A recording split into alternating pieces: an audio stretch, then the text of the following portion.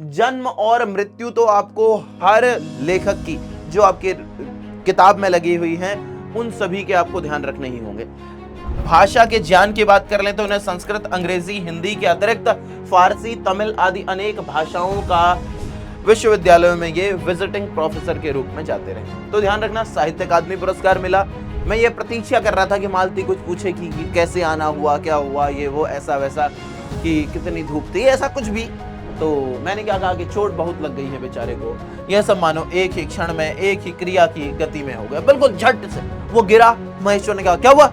उतनी देर में मालती आ गई और मैंने भी क्या कहा, जय हिंद, मैं विजयकांत सत्यज इस्तकबाल करता हूं आप सभी का हुंकार बैच के अंतर्गत आज की इस शानदार सी बेहतरीन सी कक्षा के लिए, जिसके अंतर्गत हम पढ़ने वाले हैं रोज कहानी को। रोज, जिसे कि गैंग्रीन नाम से भी जाना जाता है। ये सच्चिदानंद हीरानंद वात्स्यायन अजेय की कहानी है। सच्चिदानंद हीरानंद वात्स्यायन अजेय, ये कोई निबंध नहीं है भाई, नाम है इनका ये, ठीक है ना, ये नाम ही है इनका। ये तो इनकी उपाधि है। जो अजेय है ये तो इनकी उपाधि है बेटा, इसे आप अज्ञेय भी पढ़ सकते हैं, कोई दिक्कत की बात नहीं है।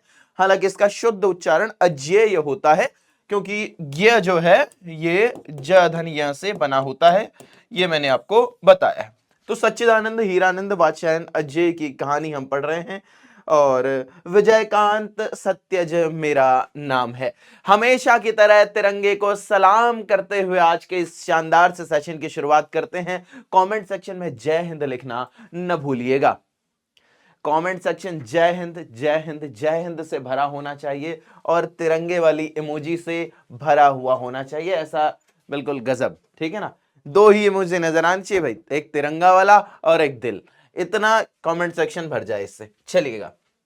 तो इन पंक्तियों से शुरू करते हैं आज की इस कक्षा को कि तुम बैठे रहो किस्मत के भरोसे। अरे तुम बैठे रहो किस्मत के भरोसे, यहां तो दिन रात मेहनत चल रही है। तुम बैठे रहो किस्मत के भरोसे, यहां तो दिन रात मेहनत चल रही है। हार कैसे मान लूं यार, अरे हार कैसे मान लूं यार, जब जीत का इंतजार मेरी मां कर रही है, जब जीत का इंतजार मेरी मां कर रही है। बेटा आप सभी बच्चे, अभी आप सभी का 12वीं का बोर्ड है, ये जीवन का निर्णायक बिंदु होता है बेटा। इसके बाद आपने किस ओर जाना है और किस लेवल तक आप पहुंच पाएंगे, बहुत कुछ यहां से तय हो जाता है। ऐसा नहीं है कि यही अंतिम निर्णायक बिंदु है, पर बहुत मुख्य निर्णायक बिंदु 12वीं की परीक्षा होती है। बहुत ध्यान से इसे पढ़ना है, ठीक है ना। माँ बाप के सपनों को साकार करने के लिए, अपने सपनों को साकार करने के लिए, और आपकी जो घर की स्थिति है ना, आप लोग देखते हैं कि घर में क्या क्या कमियां हैं, क्या स्थितियां हैं, सब कुछ आपको पता है। उसको अपने आंखों में बसा लो, उसको अपने दिल और दिमाग में बसा लो और उसके बाद बेटा पढ़ना शुरू करो। आलस छोड़ दो, रील्स देखना छोड़ दो, यूट्यूब शॉर्ट्स देखना छोड़ दो, सब कुछ फालतू की चीजें देखना छोड़ दो।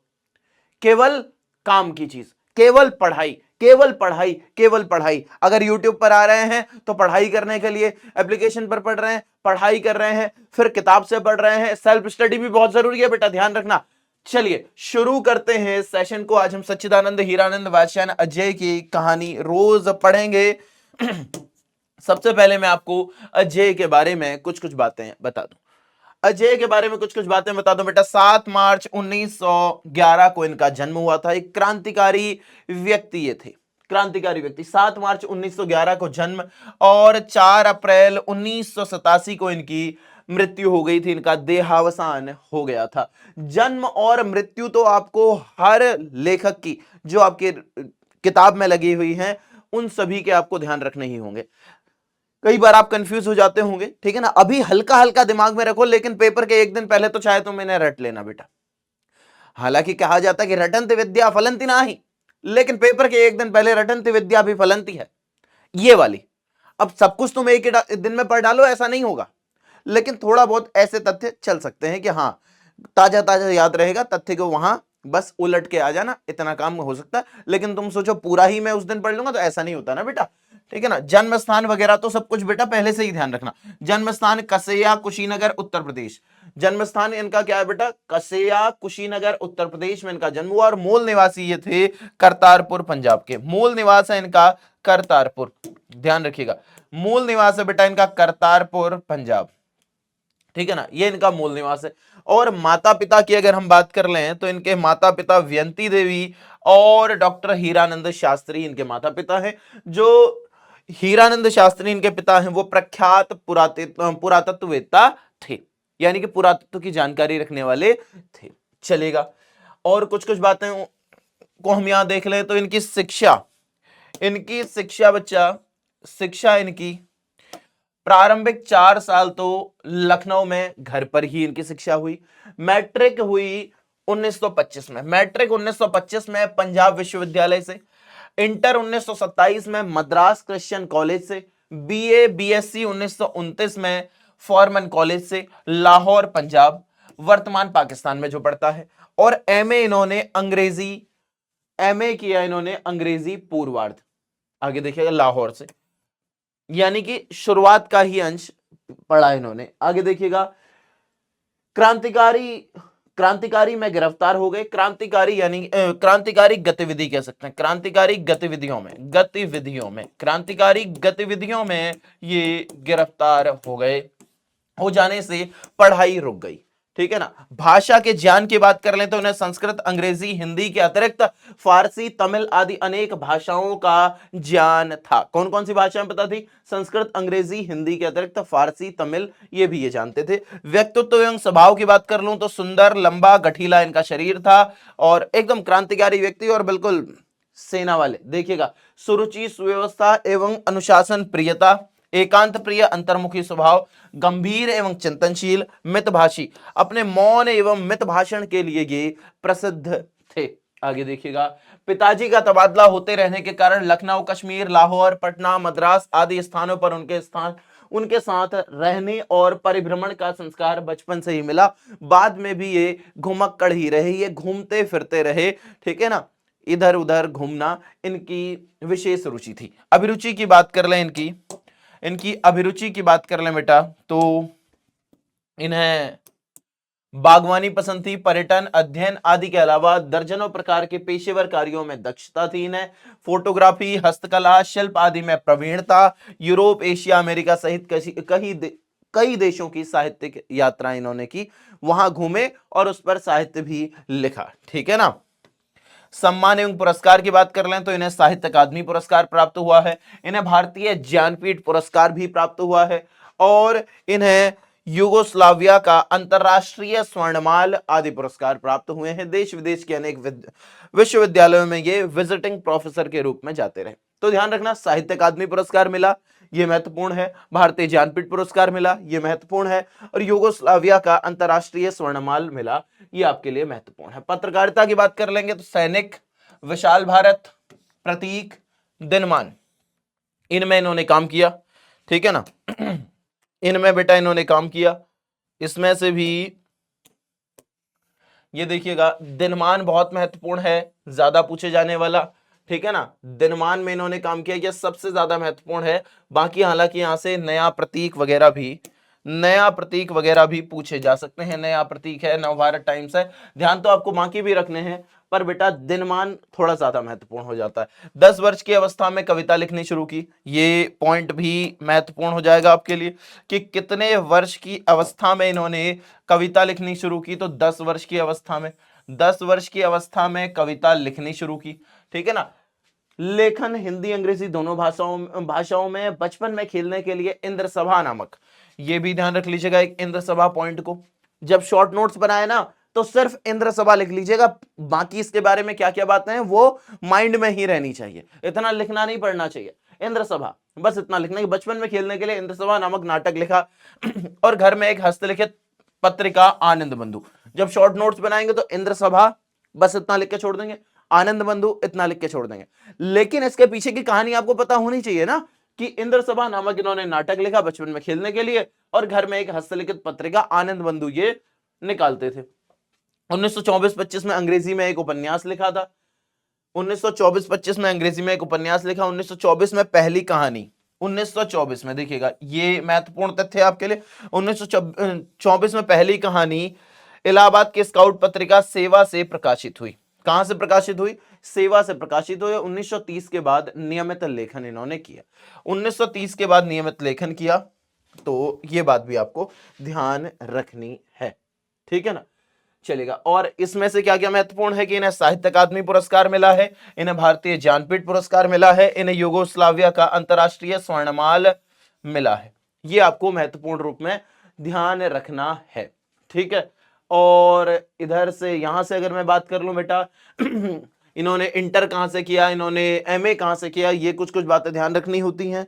और यहां से बहुत महत्वपूर्ण तथ्य ऐसा कुछ नहीं है, लेकिन ये जो जन्म है इससे प्रश्न आ सकता है, मृत्यु से प्रश्न आ सकता है, जन्म कहां हुआ इससे प्रश्न आ सकता है, मूल निवास कहां था इससे प्रश्न आ सकता है, माता पिता कौन है इससे भी प्रश्न आ सकता है, ठीक है ना। ये पूरा ही पॉइंट महत्वपूर्ण है बेटा। यहां से खास महत्वपूर्ण नहीं है, हालांकि ये जो कि इन्होंने, ये देखिएगा कि मैट्रिक कब की, तो 1925 में की ये चीज। इसी तरीके से कहां से की, तो पंजाब विश्वविद्यालय से वगैरह। ये वाला, ये जो शिक्षा वाला भाग है ये फिर भी थोड़ा महत्वपूर्ण है, इस पर इतना विशेष महत्व नहीं है, बाद वाले पर। अब देखिएगा महत्वपूर्ण रचनाएं कौन कौन सी हैं जो आपकी परीक्षा की दृष्टि से जरूरी है। यहां तो हम कृतियों की बात कर रहे हैं, ये देखिएगा और आगे कृतियां आ रही है कि विपथगा इन्हीं की कृति है, ध्यान रखिए बेटा।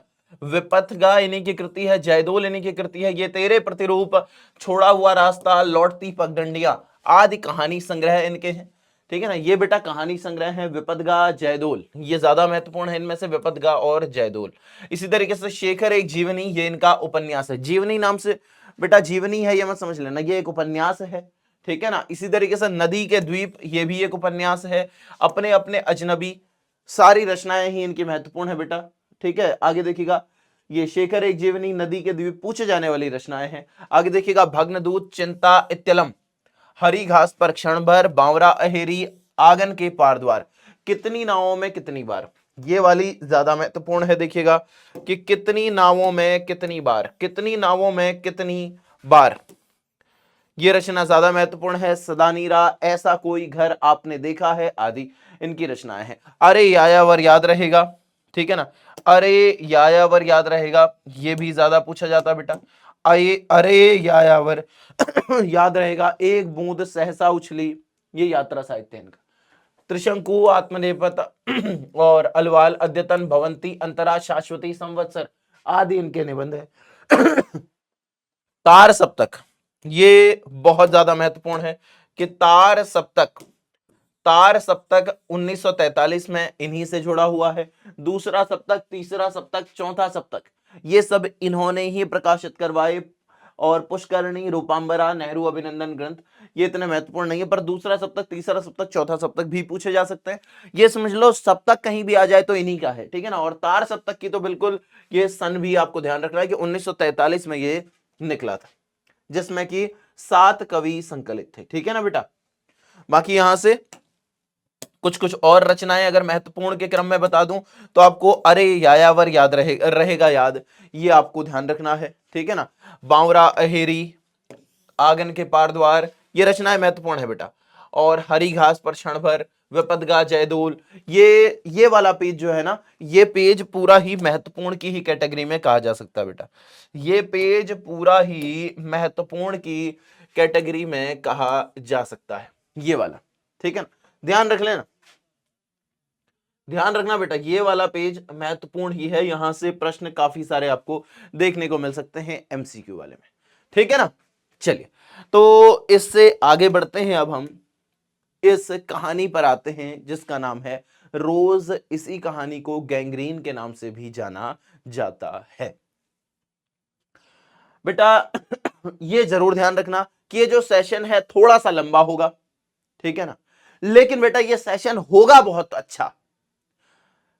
जो सामान्य रूप में YouTube पर प्रचलन है कि छोटे छोटे सेशंस प्रोवाइड करवाए जाते हैं, क्योंकि उससे ये हो जाता है कि थोड़ा सा व्यूज वगैरह ज्यादा आ जाते हैं। मैं उस सब से इतर होकर, उस सब चक्करों में न पड़कर आपको बेहतर कंटेंट देने की कोशिश कर रहा हूं, तो उसका सम्मान आप सभी ने करना है। समय दे के पढ़ना है, धीरज से पढ़ना है। मैं समरी नहीं पढ़ा रहा हूं बेटा, कहानी पढ़ा रहा हूं, तो कहानी पढ़ाने में समय लगेगा, कहानी पढ़ाने में समय लगेगा ना। कहानी पढ़ाने में बेटा ये 1.5 घंटे की क्लास जाएंगी, वरना मैं चाहूं तो समरी वगैरह पढ़ाने में 30-40 मिनट में, जो कि सामान्य रूप में आप यूट्यूब पर देख ही रहे हैं कि आपको ऐसी ही क्लास मिल रही है। लेकिन डिटेल में है, एक एक बातें समझाते हुए, एक एक शब्द का अर्थ समझाते हुए क्लास रहेगी। करीब 1.5 घंटे के आसपास की क्लास रहेगी। धैर्य से आपने क्लास को करना है। एक बार क्लास को शेयर कर दीजिए, यहां से कहानी शुरू हो रही है बेटा। एक बार आप क्लास को शेयर कर दीजिए बेहतरीन तरीके से, जहां जहां जिस जिस दोस्त के पास हो सके। मेरी इस मेहनत की खातिर, इस कहानी के खातिर एक बार आप शेयर कर दीजिए जल्दी से। व्हाट्सएप के स्टेटस में, फेसबुक में, इंस्टाग्राम में, जहां जहां हो सकता हो सब जगह आप इसको शेयर कर दीजिएगा। आइए अब मेरे साथ खो जाइए, अब मेरे साथ खो जाइए अगले 1-1.25 घंटे के लिए। अब हम खोएंगे इस कहानी में। रोज कहानी है, बड़ी मस्त, बड़ी मजेदार कहानी है कि दोपहर में उस सूने आंगन में, वैसे दोपहर शब्द ऐसे नहीं लिखते, दोपहर लिखते हैं, ठीक है ना। इसका शुद्ध रूप बेटा ऐसे होता है, दोपहर, दोपहर, ऐसा इसका शुद्ध रूप होता है। द में छोटे ऊ की मात्रा आती है। चलिए कोई बात नहीं, अभी हम इसे समझते हैं कि दोपहर में उस सूने आंगन में पैर रखते ही मुझे ऐसा जान पड़ा। आइए कवि इस कहानी में आ जाइए। अब उधर मत बैठे रहिए, इधर आना है, इधर। हाँ, अब कहानी बैठ के सुन रहे हो आप ऐसे? हाँ सर, हाँ, हाँ सर, हाँ। कहानी सुन रहे हो 1.25 घंटा, बस अब मुझे सुनना है। दोपहर में उस सूने आंगन में पैर रखते ही मुझे ऐसा जान पड़ा मानो उस पर किसी सांप की छाया मंडरा रही हो। उसके वातावरण में कुछ ऐसा अकथ्य, अस्पृश्य, किंतु फिर भी बोझल और प्रकंपमय घना सा सन्नाटा फैल रहा था। अभी ये किसके बारे में बात हो रही है, थोड़ा सा आगे पढ़ेंगे तब और समझ पाएंगे कि मेरी आहट सुनते ही मालती बाहर निकली। मेरी आहट सुनते ही कौन निकली? मालती बाहर निकली। मालती जो है लेखक की बचपन की दोस्त है और रिश्ते की बहन भी है। फिर से अभी से समझिएगा, वो मालती के घर गया है। जो लेखक है मालती के घर जा रहा है, तो दोपहर में उस सूने आंगन में, जैसे ही वो मालती के घर पहुंचा तो वर्णन कर रहा है उसके घर का कि दोपहर में उस सूने आंगन में पैर रखते ही, वो जो सूना आंगन था, मालती के घर का सूना आंगन, उसमें पैर रखते ही मुझे ऐसा जान पड़ा मानो उस पर किसी सांप की छाया मंडरा गई हो। मानो उस घर पर और मालती पर किसी सांप की छाया मंडरा गई हो। उसके वातावरण में कुछ ऐसा अकथ्य, उसके वातावरण में कुछ ऐसा अकथ्य जिसे कहा नहीं जा सकता, अस्पृश्य जिसे छुआ नहीं जा सकता, किंतु फिर भी बोझल और प्रकंपमय। किंतु फिर भी कैसा था? बोझल था, बोझल करने वाला और प्रकंपमय, कंपन पैदा कर देने वाला, डरा देने वाला, ऐसा माहौल, ऐसा घना सा सन्नाटा फैल रहा था। मेरी आहट सुनते ही मालती बाहर निकली। मुझे देखकर, पहचान कर उसकी मुरझाई हुई मुख मुद्रा तनिक से मीठे विस्मय से जागी सी और फिर पूर्ववत हो गई। जैसे ही उसने मुझे देखा तो उसकी जो मुद्रा थी, उसकी जो मुख मुद्रा थी, वो थोड़ी देर के लिए हल्की सी मुस्कुराई, पर उसके क्षण भर बाद ही वह पूर्ववत हो गई। उसने कहा आ जाओ, और बिना उत्तर की प्रतीक्षा किए भीतर की ओर चली। मैं भी उसके पीछे हो गया। उसने क्या कहा कि आ जाओ, और बिना मेरे उत्तर की प्रतीक्षा किए वो आगे की ओर चली गई। मैं भी उसके पीछे पीछे हो लिया। भीतर पहुंचकर मैंने पूछा, वे यहां नहीं हैं? भीतर पहुंचकर मैंने ये पूछा कि वे यहां नहीं हैं। वे कौन कौन होंगे? वे किसे कहा जाता है हम लोगों के समाज में? वे कौन हैं? वे मालती के पति। वे यानी कि मालती के पति, मालती के पति, क्योंकि मालती का विवाह हो गया भाई। मालती के पति कि वे कहां हैं? अभी आए नहीं, दफ्तर में हैं। अभी आए नहीं, दफ्तर में हैं, थोड़ी देर में आ जाएंगे। कोई 1:30-2 बजे आया करते हैं, कोई 1:30-2 बजे आया करते हैं। कितने बजे आते हैं? करीब करीब 1:30-2 बजे आते हैं। मतलब आया करते हैं, समझ रहे हो बेटा कि हमेशा ही 1:30-2 बजे आते हैं। एक रूटीन फॉलो हो रहा है उनका। इसको भी समझना है, जो टाइटल है रोज, रोज ऐसा ही हो रहा है, ऐसा ही, ऐसा ही, ऐसा ही, ऐसा ही, ऐसा ही, रोज ये है। कि करीब 1:30-2 बजे आया करते हैं। यहां से भी आपका एमसीक्यू क्वेश्चन बन जाएगा बेटा कि वो कितने बजे, मालती का पति कितने बजे आया करता था, तो वो 1:30-2 बजे आया करते हैं। इस बात को ध्यान रखना, ठीक है ना। अभी कहां है वो, दफ्तर है, और दफ्तर से 1:30-2 बजे आया करते हैं। कब के गए हुए हैं, ध्यान से देखिएगा कि कब के गए हुए हैं, कब गए हुए हैं, तो सवेरे उठते ही चले जाते हैं। फिर देखिए बेटा, यहां समझ रहे हैं आप ना, ये रोज कहानी, जो रोज शीर्षक है, कैसे चरितार्थ हो रही है, कैसे ये कहानी का शीर्षक सही रखा गया है कि सवेरे उठते ही चले जाते हैं, सवेरे चले जाते हैं और 1:30-2 बजे वापस आते हैं। ये रूटीन फॉलो हो रहा है। आगे देखिएगा, मैं हूं कहकर पूछने को हुआ और तुम इतनी देर क्या करती हो।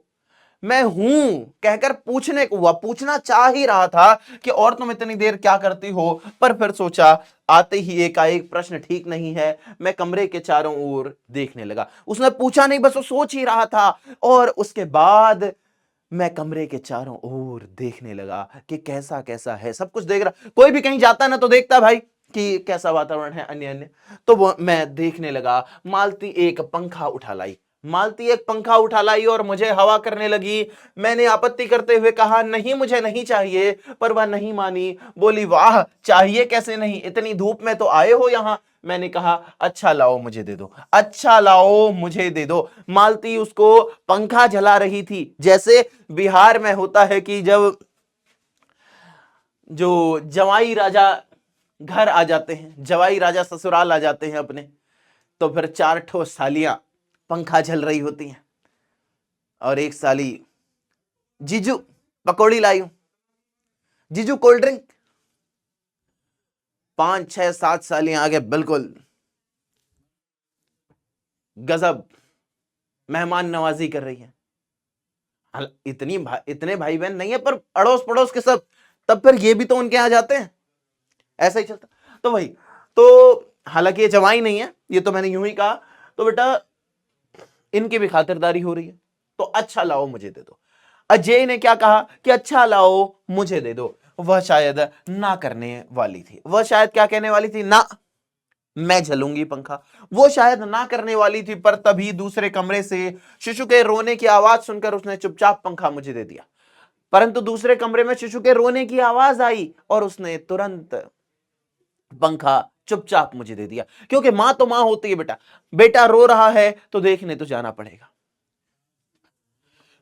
और घुटने पर हाथ टेक कर एक थकी हुई हूं करके उठी और भीतर चली गई। कैसे, वो बैठी हुई थी, पंखा चल रही थी, ऐसे घुटने पर हाथ टेका और ऐसे उठ गई, थकान भरी।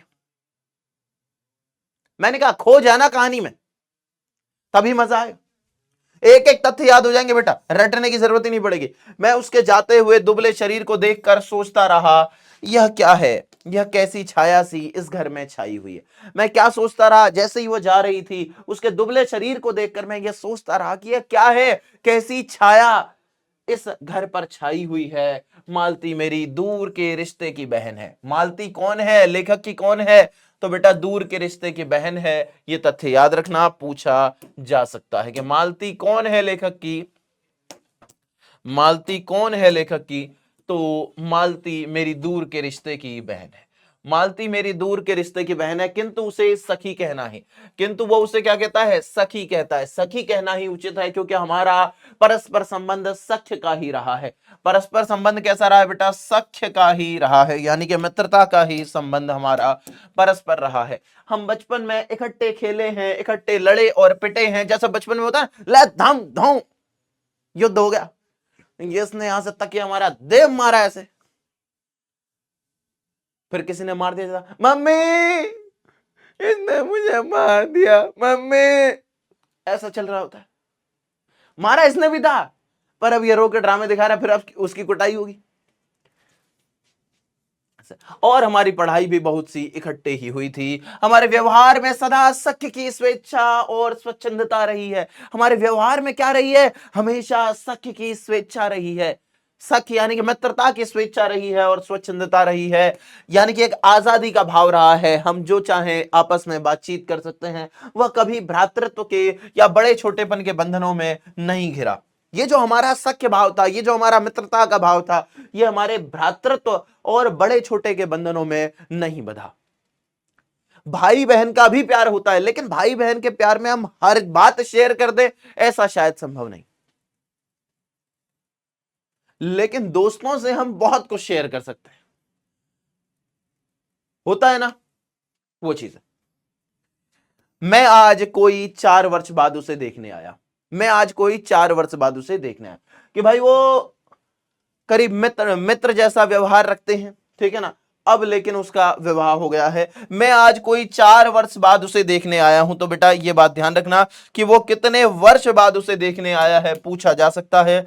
मैं आज उसे 4 वर्ष बाद देखने आया हूं। जब मैंने उसे इससे पूर्व देखा था तब वह लड़की ही थी, जब मैंने इससे पूर्व उसे देखा था तब वह लड़की ही थी। अब वह विवाहिता है, एक बच्चे की मां भी है। अब वह क्या है, तो विवाहिता है। अब वह विवाहिता है, तब वह लड़की थी, तब उसकी शादी नहीं हुई थी। अब वह विवाहिता है और एक बच्चे की मां भी है। आगे देखिएगा कि इससे कोई परिवर्तन उसमें आया होगा, यदि आया होगा तो क्या यह मैंने अभी तक सोचा नहीं था, किंतु अब उसकी पीठ की ओर देखता हुआ मैं सोच रहा था यह कैसी छाया इस घर पर छाई हुई है, और विशेषतया मालती पर। यह कैसी छाया इस घर पर छाई हुई है, और घर पर तो छाई ही है, विशेष रूप से मालती पर यह कैसी छाया छाई है, ये क्या है, ये ऐसी कैसी छाया इस घर पर छाई है। ऐसा अजय सोच रहे हैं, ऐसा लेखक सोच रहे हैं मेरे बच्चा। आगे देखिएगा कि मालती बच्चे को लेकर लौट आई, फिर मुझसे कुछ दूर नीचे बिछी हुई दरी पर बैठ गई। मैंने अपनी कुर्सी घुमाकर कुछ उसकी ओर उन्मुख होकर पूछा, इसका नाम क्या है। क्या पूछा कि अरे इसका नाम क्या है। मालती ने बच्चे की ओर देखते हुए उत्तर दिया, नाम तो कोई निश्चित नहीं किया, वैसे टिटी कहते हैं। क्या नाम तो कोई निश्चित नहीं किया, कुछ फिक्स तो नहीं किया कि यही नाम रखेंगे, ऐसा कुछ निश्चित तो नहीं किया, पर क्या टिटी कहते हैं। तो बेटा आपके लिए यहां से एक प्रश्न बन गया कि मालती के बच्चे का नाम, मालती के बेटे का नाम क्या था, तो टिटी था, टिटी। आगे देखिएगा कि मैंने उसे बुलाया, मैंने उसे बुलाया, टिटी टिटी आ जा, पर वह अपनी बड़ी बड़ी आंखों से मेरी ओर देखता हुआ अपनी मां से चिपट गया और रुआसा सा होकर कहने लगा, उहु उहु उहु उहु। बच्चे करते हैं ना ऐसे कि कोई कहे हेलो हेलो बेटा हेलो, मम्मी ये कौन अंकल आए, मम्मी ये कौन है, ऐसा। अब वो अपनी मां से चिमट गया। मालती ने फिर उसकी ओर एक नजर देखा और फिर आंगन की ओर देखने लगी। एक नजर किसकी ओर देखा, उसकी ओर देखा, फिर आंगन की ओर देखने लगी। काफी देर मौन रहा, थोड़ी देर तक तो वह मौन आकस्मिक ही था। थोड़ी देर, काफी देर मौन रहा, कोई नहीं बोला। न टिटी बच्चा कुछ बोल रहा है, न लेखक कुछ बोल रहे हैं अजय, न तो मालती कुछ बोल रही। काफी देर तक मौन रहा, थोड़ी देर तक तो वह मौन आकस्मिक ही था, जिसमें मैं प्रतीक्षा करता रहा था कि मालती कुछ पूछे। मैं ये प्रतीक्षा कर रहा था कि मालती कुछ पूछे कि कैसे आना हुआ, क्या हुआ, ये वो ऐसा वैसा, कि कितनी धूप थी, ऐसा कुछ भी बातचीत होती है ना कि मालती कुछ पूछे। किंतु उसके बाद एकाएक मुझे ध्यान हुआ मालती ने कोई बात ही नहीं कही। अब वो सोच ही रहा था ऐसे, क्या मालती कुछ कहेगी, कुछ पूछेगी, कुछ पूछेगी।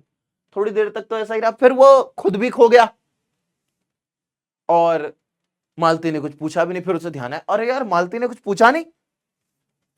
तो मालती ने क्या, एकाएक उसे ध्यान आया कि मालती ने कोई बात ही नहीं की, यह भी नहीं पूछा कि मैं कैसा हूं, कैसे आया हूं।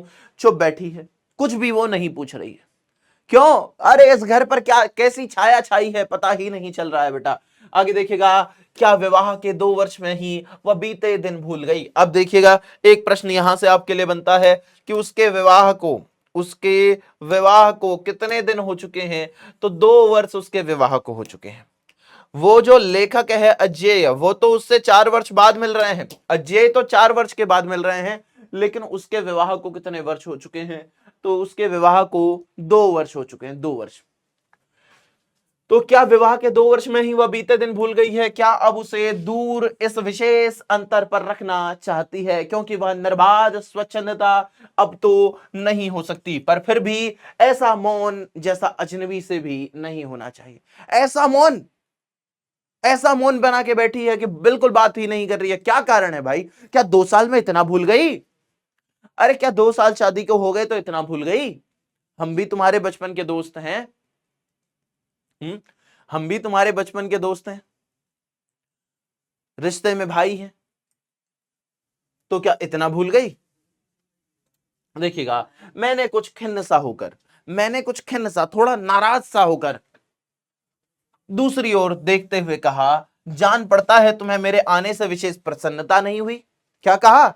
मालती से क्या कहा लेखक ने कि थोड़ा गुस्सा होके ऐसे पीठ पलट के, कि लग रहा है मेरे आने से तुम्हें खुशी नहीं हुई, कि जान पड़ता है तुम्हें मेरे आने से कोई प्रसन्नता नहीं हुई। उसने एकाएक चौंक कर कहा वो एकदम मौन बैठी थी, वो सोच ही नहीं रही यार। ऐसे यह हूं प्रश्न सूचक था। यह हूं कैसा था? प्रश्न सूचक था।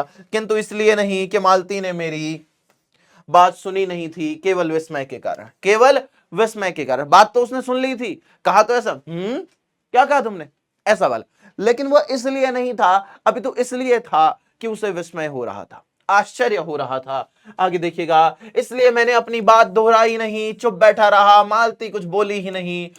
तब थोड़ी देर बाद मैंने उसकी ओर देखा, वह मेरी ओर देख रही थी, किंतु मेरे उधर उन्मुख होते हुए ही उसने आंखें नीचे कर ली। वो मेरी ओर देख रही थी, पर जैसे ही मैंने उसकी ओर देखा तो उसने अपनी आंखें नीची कर ली।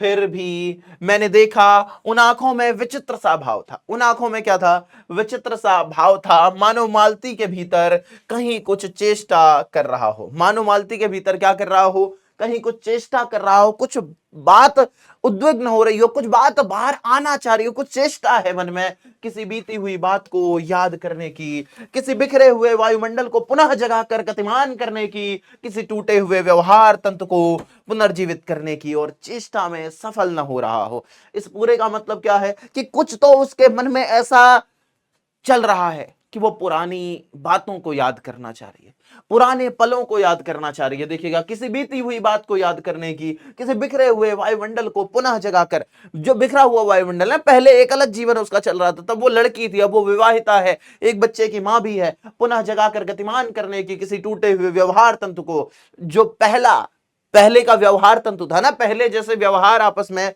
जुड़ा हुआ था, पुनर्जीवित करने की और चेष्टा में सफल न हो रहा हो। वैसे जैसे बहुत देर से प्रयोग में न लाए हुए अंग को व्यक्ति एकाएक उठाने लगे। ऐसा लगा वैसे जैसे बहुत देर से प्रयोग में न लाए गए अंग को व्यक्ति एकाएक उठाने लगे। ऐसा होता ना, कई बार हम बैठे हैं बहुत देर तक बैठे ही हैं, तो हमारा पैर सो गया, अब उठा रहे हैं, अरे क्या हुआ भाई, इनएक्टिव सा हो गया, निष्क्रिय हो जाता है ना कई बार, वैसा वही बात करना चाह रहे हैं कि वैसे जैसे बहुत देर से प्रयोग में न लाए गए अंग को व्यक्ति एकाएक उठाने लगे और पाए कि वह उठता ही नहीं है, चिर विस्मृति में मानो मर गया है। क्या? चिर विस्मृति में, कि चिर विस्मृति, विस्मृति कहते हैं भूलने को, कि चिर विस्मृति में मानो मर गया है। उतने क्षीण बल से, उतने कम, क्षीण यानी कि खत्म हो चुके, उतने क्षीण बल से, यद्यपि वह सारा प्राप्य बल है। यद्यपि वह क्या है? सारा का सारा प्राप्य बल है, मतलब वो क्षीण बल लग रहा है, बहुत कम बल है, लेकिन हम अपनी तरफ से पूरा फोर्स लगा रहे हैं, पूरी ताकत लगा रहे हैं। यद्यपि वह प्राप्य बल है, उठ नहीं सकता। मुझे ऐसा जान पड़ा मानो किसी जीवित प्राणी के गले में किसी मृत जंतु का तोंक डाल दिया गया हो, वह उसे उतार कर फेंकना चाहे पर उतार न पाए। मतलब जो मालती है वो अपने वैवाहिक जीवन से भी बहुत प्रसन्न नहीं है। जब वो बचपन में थी, वो पढ़ाई लिखाई अच्छे से नहीं किया करती थी, उसको आगे अभी वर्णन आएगा, तो अभी मूवी को डिस्क्लोज नहीं करता हूं, अगर डिस्क्लोज कर दिया तो फिर मजा नहीं आएगा, ठीक है ना। वो देखिएगा अभी आगे बहुत कुछ आने वाला है, लेकिन कह रहे हैं कि उसने क्षीण बल से, कई बार ऐसा हो जाता ना, वो मालती की स्थिति को बता रहे हैं, यहां कुछ ऐसा शरीर वरीर का नहीं है बेटा, मालती की स्थिति की, वो जागना चाह रही है, वो कुछ कहना चाह रही है पर कह नहीं पा रही है, वो कुछ परेशान है, वो कुछ वेदना में है, वो कुछ घूमी फिरी, मतलब दिमाग उलझन में है, कुछ ऐसी अवस्था में मालती है। देखिएगा कि तभी किसी ने किवाड़ खटखटाए। तभी क्या हुआ, किसी ने किवाड़ खटखटाई। मैंने मालती की ओर देखा पर वह हिली नहीं। जब किवाड़ दूसरी बार खटखटाए गए तब शिशु को अलग करके उठी और किवाड़ खोलने लगी। मैंने जब किवाड़ खटखटाया जा रहा था, एक बार जब खटखटाया गया तो अजय को तो पता लग गया, लेकिन अजय देख रहे हैं मालती की तरफ कि अब ये जाएगी दरवाजा खोलेगी, लेकिन वो सुनसान ऐसी बैठी ही है, न जाने क्या सोच रही होगी। मैंने मालती की ओर देखा पर वह हिली नहीं। जब किवाड़ दूसरी बार खटखटाए गए तब शिशु को अलग करके उठी और किवाड़ खोलने लगी। तब शिशु को अलग करके उठी और किवाड़ यानी कि दरवाजे, किवाड़ का मतलब समझ रहे ना बेटा, दरवाजे खोलने लगी। वे यानी मालती के पति आए। वे जो उस समय पूछा था ना कि वे आ गए, और वह कितने बजे आते हैं बेटा, जल्दी से एक बार कमेंट करके बताओ। मैंने क्या बताया था, वे कितने बजे आते हैं, कहानी में लिखा था ना उस टाइम, वे रोज कितने बजे आते हैं, सुबह चले जाते हैं। तो मैंने बताया था कि सवेरे ही चले जाते हैं। और आते कितने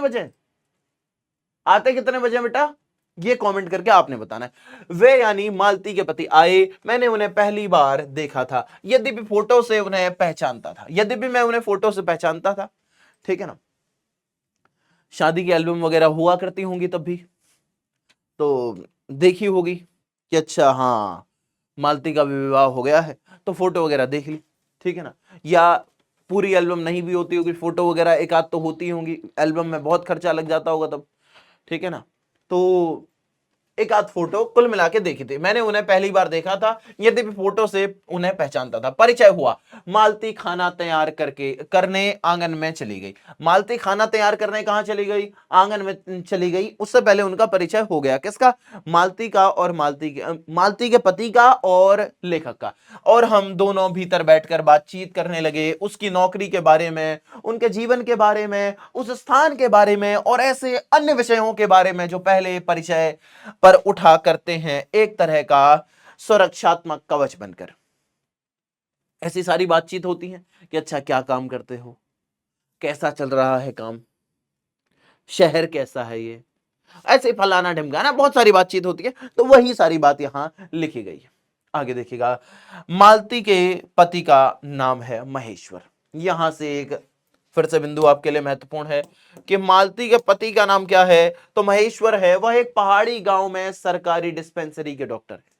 यह भी बात ध्यान रखनी है कि वह एक पहाड़ी गांव में, वैसे ये डलहौजी स्थान की बात हो रही है। डलहौजी हिमाचल प्रदेश में एक स्थान है बेटा, वहां की बात है। पहाड़ी गांव में, इतना ध्यान रखिए, सरकारी डिस्पेंसरी के डॉक्टर हैं। किसके, सरकारी डिस्पेंसरी के एक वो डॉक्टर हैं। उसी हैसियत से उन क्वार्टरों में रहते हैं, वो सरकारी क्वार्टर में रहते हैं। और पति का नाम महेश्वर है वो डॉक्टर। प्रातःकाल 7 बजे डिस्पेंसरी चले जाते हैं। कितने बजे डिस्पेंसरी चले जाते हैं बेटा, प्रातःकाल 7 बजे वो डिस्पेंसरी चले जाते हैं और 1:30-2 बजे लौटते हैं। अभी थोड़ी देर पहले मैंने आपसे पूछा था कि वो कितने बजे लौटते हैं, शुरुआत में भी ये अंश आ गया था बेटा। रोज रोज रोज रोज रोज रोज एक ही बात हो रही है। वही बात तो है कि प्रातःकाल 7 बजे चले जाते हैं, रोज चले जाते हैं भाई, यही कहानी का शीर्षक है। और 1:30-2 बजे लौटते हैं। उसके बाद दोपहर भर छुट्टी रहती है। उसके बाद दोपहर भर 1:30-2 बजे जब आ जाते हैं तो फिर दोपहर भर क्या रहती है, फिर छुट्टी रहती है। केवल शाम को 1-2 घंटे फिर चक्कर लगाने के लिए जाते हैं। फिर शाम को 1-2 घंटे और चक्कर लगाने के लिए जाते हैं, रोज जाते हैं, रोज रोज। ठीक है ना, डिस्पेंसरी के साथ छोटे से अस्पताल में रोगियों को देखने और अन्य जरूरी हिदायतें करने। क्यों जाते हैं, तो रोगियों को देखने के लिए और अन्य जरूरी हिदायतें कि ऐसा करना, ये करना, ये करना, ये सब चीजें बताने के लिए। उनका जीवन भी बिल्कुल एक निर्दिष्ट ढर्रे पर चलता है। उनका जीवन भी कैसे, एक निर्दिष्ट ढर्रा, एक ढर्रा बिल्कुल फॉलो हो रहा है, रोज रोज रोज। आगे देखिएगा, नित्य वही काम, उसी प्रकार के मरीज, वही हिदायतें, वही नुस्खे, वही दवाइयां, एक ही बात हो रहा है। नित्य वही काम, जाते हैं सुबह 7 बजे, 1:30-2 बजे वापस आ जाते हैं, फिर शाम को एक बार और जाते हैं, और रोज एक ही काम कर रहे हैं, डॉक्टरी का ही तो काम कर रहे हैं। उसी प्रकार के मरीज मिल रहे हैं, रोज एक ही टाइप के मरीज। गांव में एक आध बीमारियां हैं, बुखार उखार के वो, और एक बीमारी इसमें और बताई है उसके मरीज। ठीक है ना, कुछ ही बीमारियों के मरीज वहां देखने को मिलते हैं। वही हिदायत, रोज एक ही हिदायतें उन्होंने देनी है, ऐसा करना है, ऐसा करना है, ऐसा करना।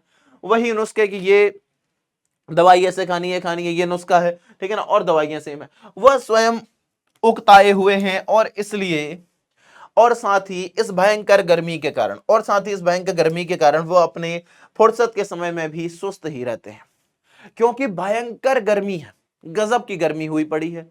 और इस गर्मी के कारण फुर्सत के समय भी जब उन्हें रेस्ट होता है तब भी वो बड़े सुस्त से पड़े रहते हैं, कोई काम नहीं। हालांकि तब फोन नहीं होते थे, वरना वो ऐसे सुस्त पड़े होते हैं।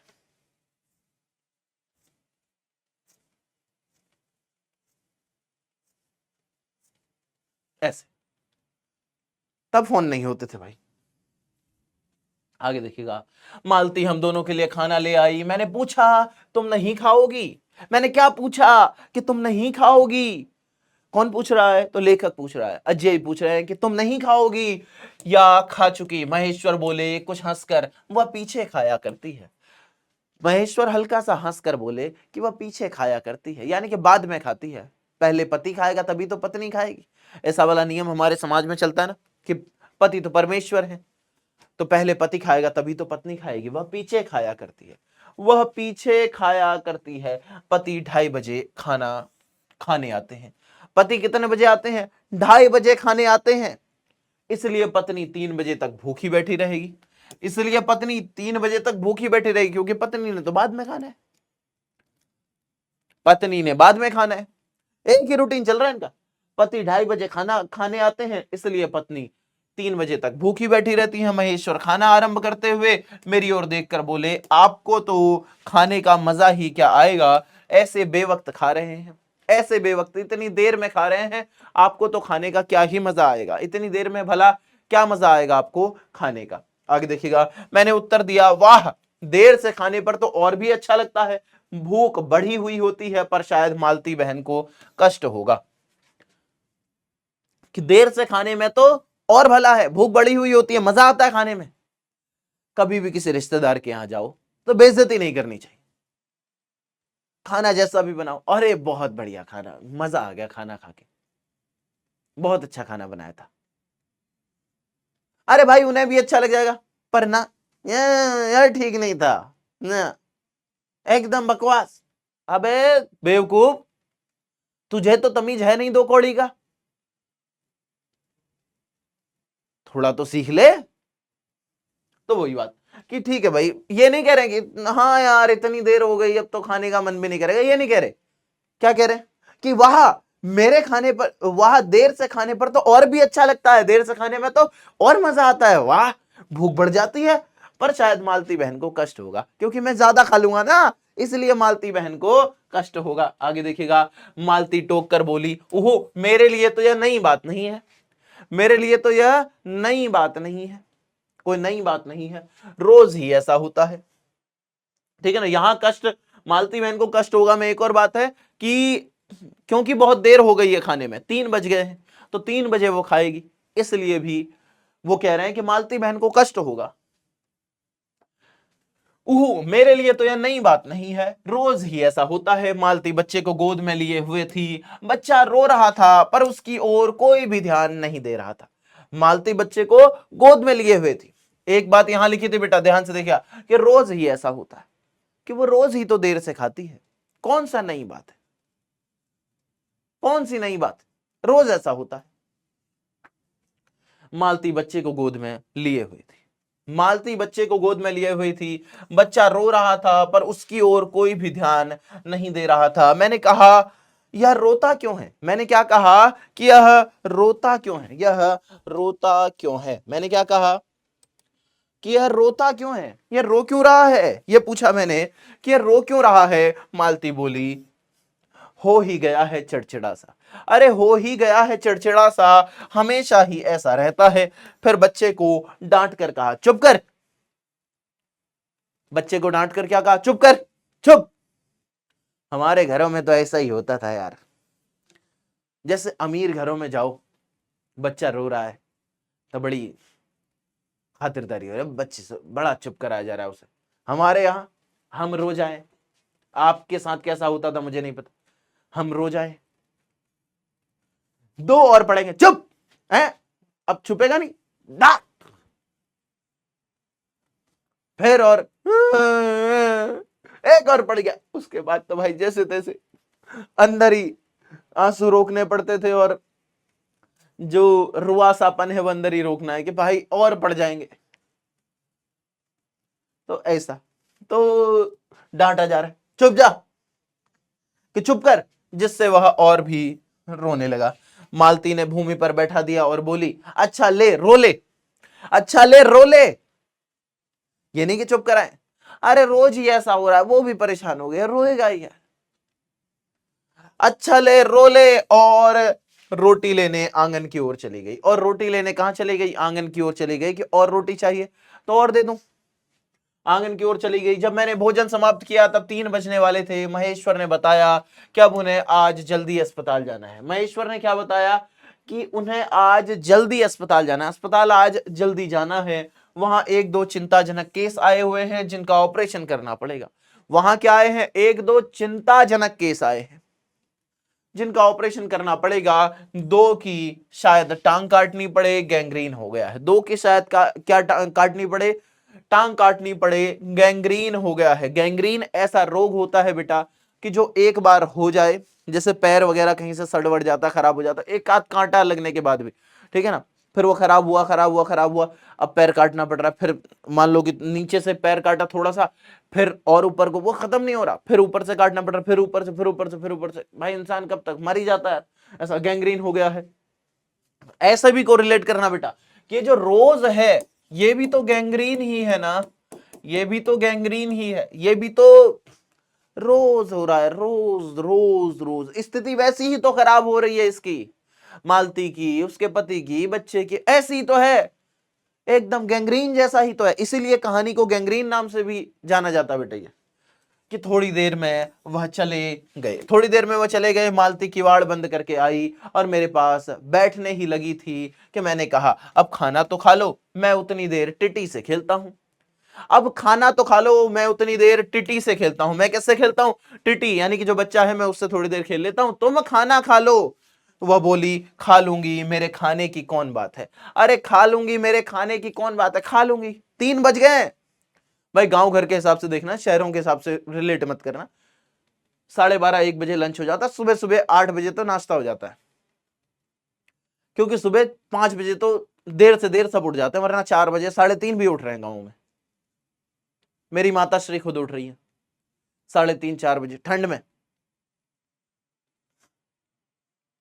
तो खा लूंगी, मेरे खाने की कौन बात है। किंतु चली गई, किंतु चली गई। मैं टिटी को मतलब कह रही थी कि खा लूंगी, खाने की कौन बात है, पर खाने भी चली गई। मायूस है, किंतु चली गई। मैं टिटी को हाथ में लेकर झुलाने लगा, जिससे वह कुछ देर के लिए शांत हो गया। मैं टिटी को हाथ में लेकर झुलाने लगा, जिससे वह कुछ देर के लिए हो गया शांत। दूर शायद अस्पताल में ही 3 खड़के, दूर शायद अस्पताल ही वो था, वहां 3 खड़के यानी कि 3 बैल बजी। 3 क्या बजी? बैल। एकाएक मैं चौंका। मैंने सुना मालती वहीं आंगन में बैठी अपने आप ही लंबी सी थकी हुई सांस के साथ कह रही थी, 3 बज गए, 3 बज गए। ऐसे 3 बज गए, मानो बड़ी तपस्या के बाद कोई कार्य संपन्न हो गया हो। थोड़ी देर में मालती फिर आ गई। मैंने पूछा, तुम्हारे लिए कुछ बचा भी था? सब कुछ तो डॉट डॉट डॉट कि सब कुछ तो खत्म हो गया था, तुम्हारे लिए कुछ बचा भी था? बहुत था। क्या कह रही है मालती? बहुत था, बहुत था। आगे देखिएगा, हाँ बहुत था, भाजी तो सारी मैं ही खा गया था, वहां बचा कुछ होगा नहीं। यों ही रोब में तो नजमाओं की बहुत था, मैंने हंसकर कहा कि भाजी तो सारी मैं ही खा गया था। यूं ही कह रही हो कि बहुत था, कहां था भला? ऐसा। आगे देखिएगा कि मालती मानो किसी और विषय की बात कहती हुई बोली, यहां सब्जी वब्जी तो कुछ होती नहीं, यहां सब्जी वब्जी तो कुछ होती नहीं, कोई आता जाता है तो नीचे से मंगा लेते हैं। अगर कोई आता जाता है तो नीचे जो प्लेन्स पड़ता है वो डलहौजी में है, पहाड़ी में। कोई आता जाता है तो नीचे से मंगा लेते हैं। मुझे आए 15 दिन हुए हैं, जो सब्जी साथ लाए थे वही अभी बरती जा रही है। मुझे आए कितने दिन हुए? 15 दिन हुए। 15 दिन हुए हैं मुझे यहां आए, और जो सब्जी साथ लाए थे वही बस वही बढ़ती जा रही है। मैंने पूछा नौकर कोई नहीं है, मैंने क्या पूछा कि नौकर कोई रखा नहीं है, तो कोई ठीक मिला नहीं, शायद 2-1 दिन में हो जाए। बहुत गरीब नहीं है बेटा वो, गरीब होते तो नौकर नहीं रख पाते, क्योंकि उसके पति हॉस्पिटल में नौकरी भी करते हैं, डॉक्टर हैं, तो अच्छी खासी तनख्वाह भी मिलती है, तो उनकी दिनचर्या वैसे तो ठीक चल रही है, पैसे वैसे तो हैं, ठीक है। तो कह रही है कि नौकर कोई ठीक मिला नहीं, शायद 2-1 दिन में हो जाए, शायद 2-1 दिन में कोई नौकर रख लिया जाए। बर्तन भी तुम ही मांजती हो, और कौन? अरे बर्तन भी तुम ही मांजती हो, बर्तन कौन धोता? मांजती मतलब धोती हो, और कौन? अरे मैं ही तो धोऊंगी। ऐसे आश्चर्य के भाव से उसने पूछा। कहकर मालती क्षण भर आंगन में जाकर लौट आई। ऐसा उसने कहा कि और कौन? इतना ही उसने कहा, फिर उसे कुछ ध्यान आ गया, तुरंत वो कहां गई? आंगन में गई और जाकर लौट आई। मैंने पूछा कहां गई थी? मैंने पूछा कहां गई थी? आज पानी ही नहीं है, बर्तन कैसे मंजेंगे? आज पानी ही नहीं है, क्योंकि उसे ध्यान आया जैसे ही उसने पूछा कि बर्तन भी तुम ही मांजती हो, और मालती ने कहा और कौन, तो उसको तुरंत ध्यान आ गया कि आज पानी, वो तुरंत आंगन में गई पानी चेक करने कि पानी है कि नहीं। आज पानी ही नहीं है, बर्तन कैसे मंजेंगे? क्यों, पानी को क्या हुआ? अरे पानी को क्या हुआ, रोज ही होता है, कभी वक्त पर तो आता नहीं। आज शाम को 7 बजे आएगा, तब बर्तन मंजेंगे। कब आएगा? शाम को 7 बजे आएगा। रोज ही ऐसा होता है, फिर से देखिएगा, रोज रोज रोज ही ऐसा होता है, कभी वक्त पर तो आता नहीं। आज शाम को 7 बजे आएगा, तब बर्तन मंजेंगे। शाम को कितने बजे आएगा? 7 बजे आएगा, तब बर्तन मंजेंगे। चलो तुम्हें 7 बजे तक तो छुट्टी हुई, चलो तुम्हें 7 बजे तक तो छुट्टी हुई, तुम्हें आराम मिला, क्योंकि 7 बजे तक कोई और काम तो करना नहीं होगा। कहते हुए मैं मन ही मन सोचने लगा, अब तो इसे रात के 11 बजे तक काम करना पड़ेगा। यूं ही कह तो दिया उसने कि चलो तुम्हें 7 बजे तक तो छुट्टी हुई, आराम करोगी, लेकिन मन ही मन अजय क्या सोच रहे हैं कि अब तो रात के 11 बजे तक काम करना पड़ेगा इसे। ऐसा सोच रहे हैं, काम करना पड़ेगा। छुट्टी क्या खाक हुई? अरे छुट्टी क्या खाक हुई इसकी, अब तो रात के 11 बजे तक ये लगी रहेगी काम में।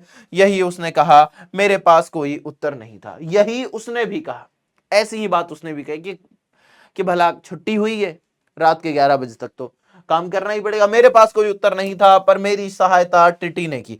मेरी सहायता किसने की? टिटी ने की। बच्चे बहुत सहायता करते हैं इसमें, बीच में कुछ भी बोल जाए, बाबू ऐसे, फिर बच्चों के साथ खेलने लग जाओ। एकाएक फिर से रोने लगा और मालती के पास जाने की चेष्टा करने लगा। मैंने उसे दे दिया।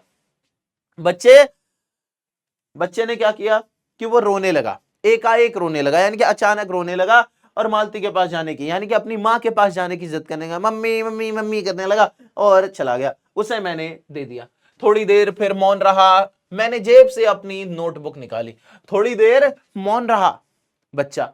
मैंने जेब से अपनी नोटबुक निकाली और पिछले दिनों के लिखे हुए नोट देखने लगा। जब मालती को याद आया, फिर उसने मेरे आने का कारण पूछा, कि उसने मेरे आने का कारण पूछा नहीं, बोली यहां आए कैसे?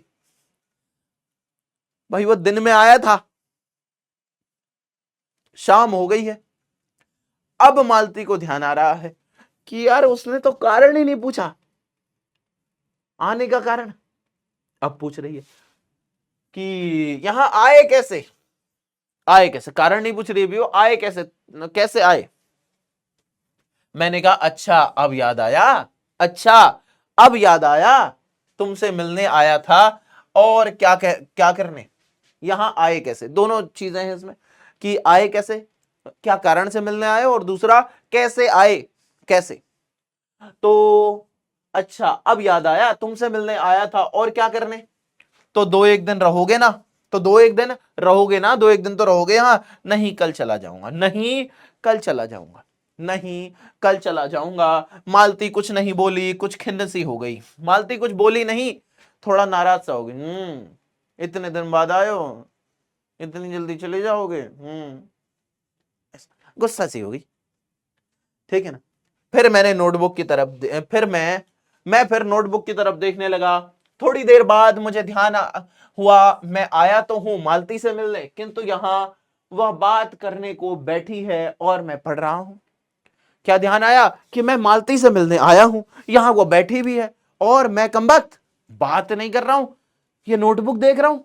ऐसा ध्यान आया कि थोड़ी देर बाद मुझे ध्यान आया, मैं आया तो हूं मालती से मिलने, किंतु यहां वह बात करने को बैठी है और मैं पढ़ रहा हूं, पर बात भी क्या की जाए। मुझे ऐसा लग रहा था कि इस घर में जो छाया घिरी हुई है वह अज्ञात रहकर भी मानो मुझे वश में कर रही है। वह अज्ञात रहकर भी, क्योंकि वो कौन सी छाया है पता नहीं ना, इसलिए अज्ञात है बेटा। कौन सी छाया है पता नहीं है, इसलिए वो अज्ञात है। अज्ञात रहकर भी मानो मुझे वश में कर रही है। मैं भी वैसा ही नीरस निर्जीव सा हो गया हूं। मैं भी कैसा ही, वैसा ही नीरस सा निर्जीव सा हो गया हूं एकदम।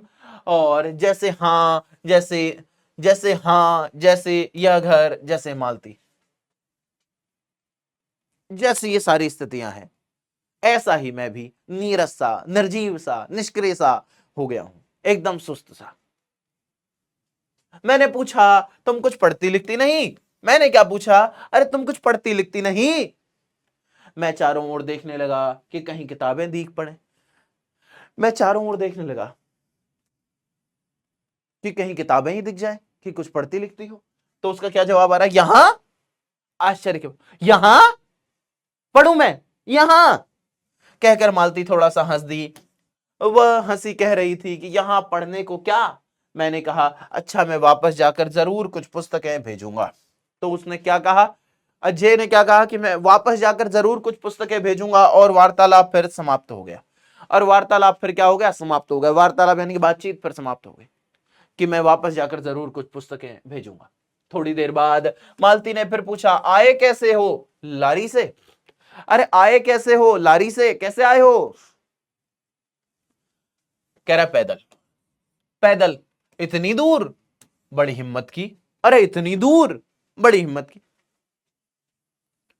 आखिर तुमसे मिलने आया हूं, आखिर तुमसे मिलने आया हूं, आखिर तुमसे मिलने आया हूं।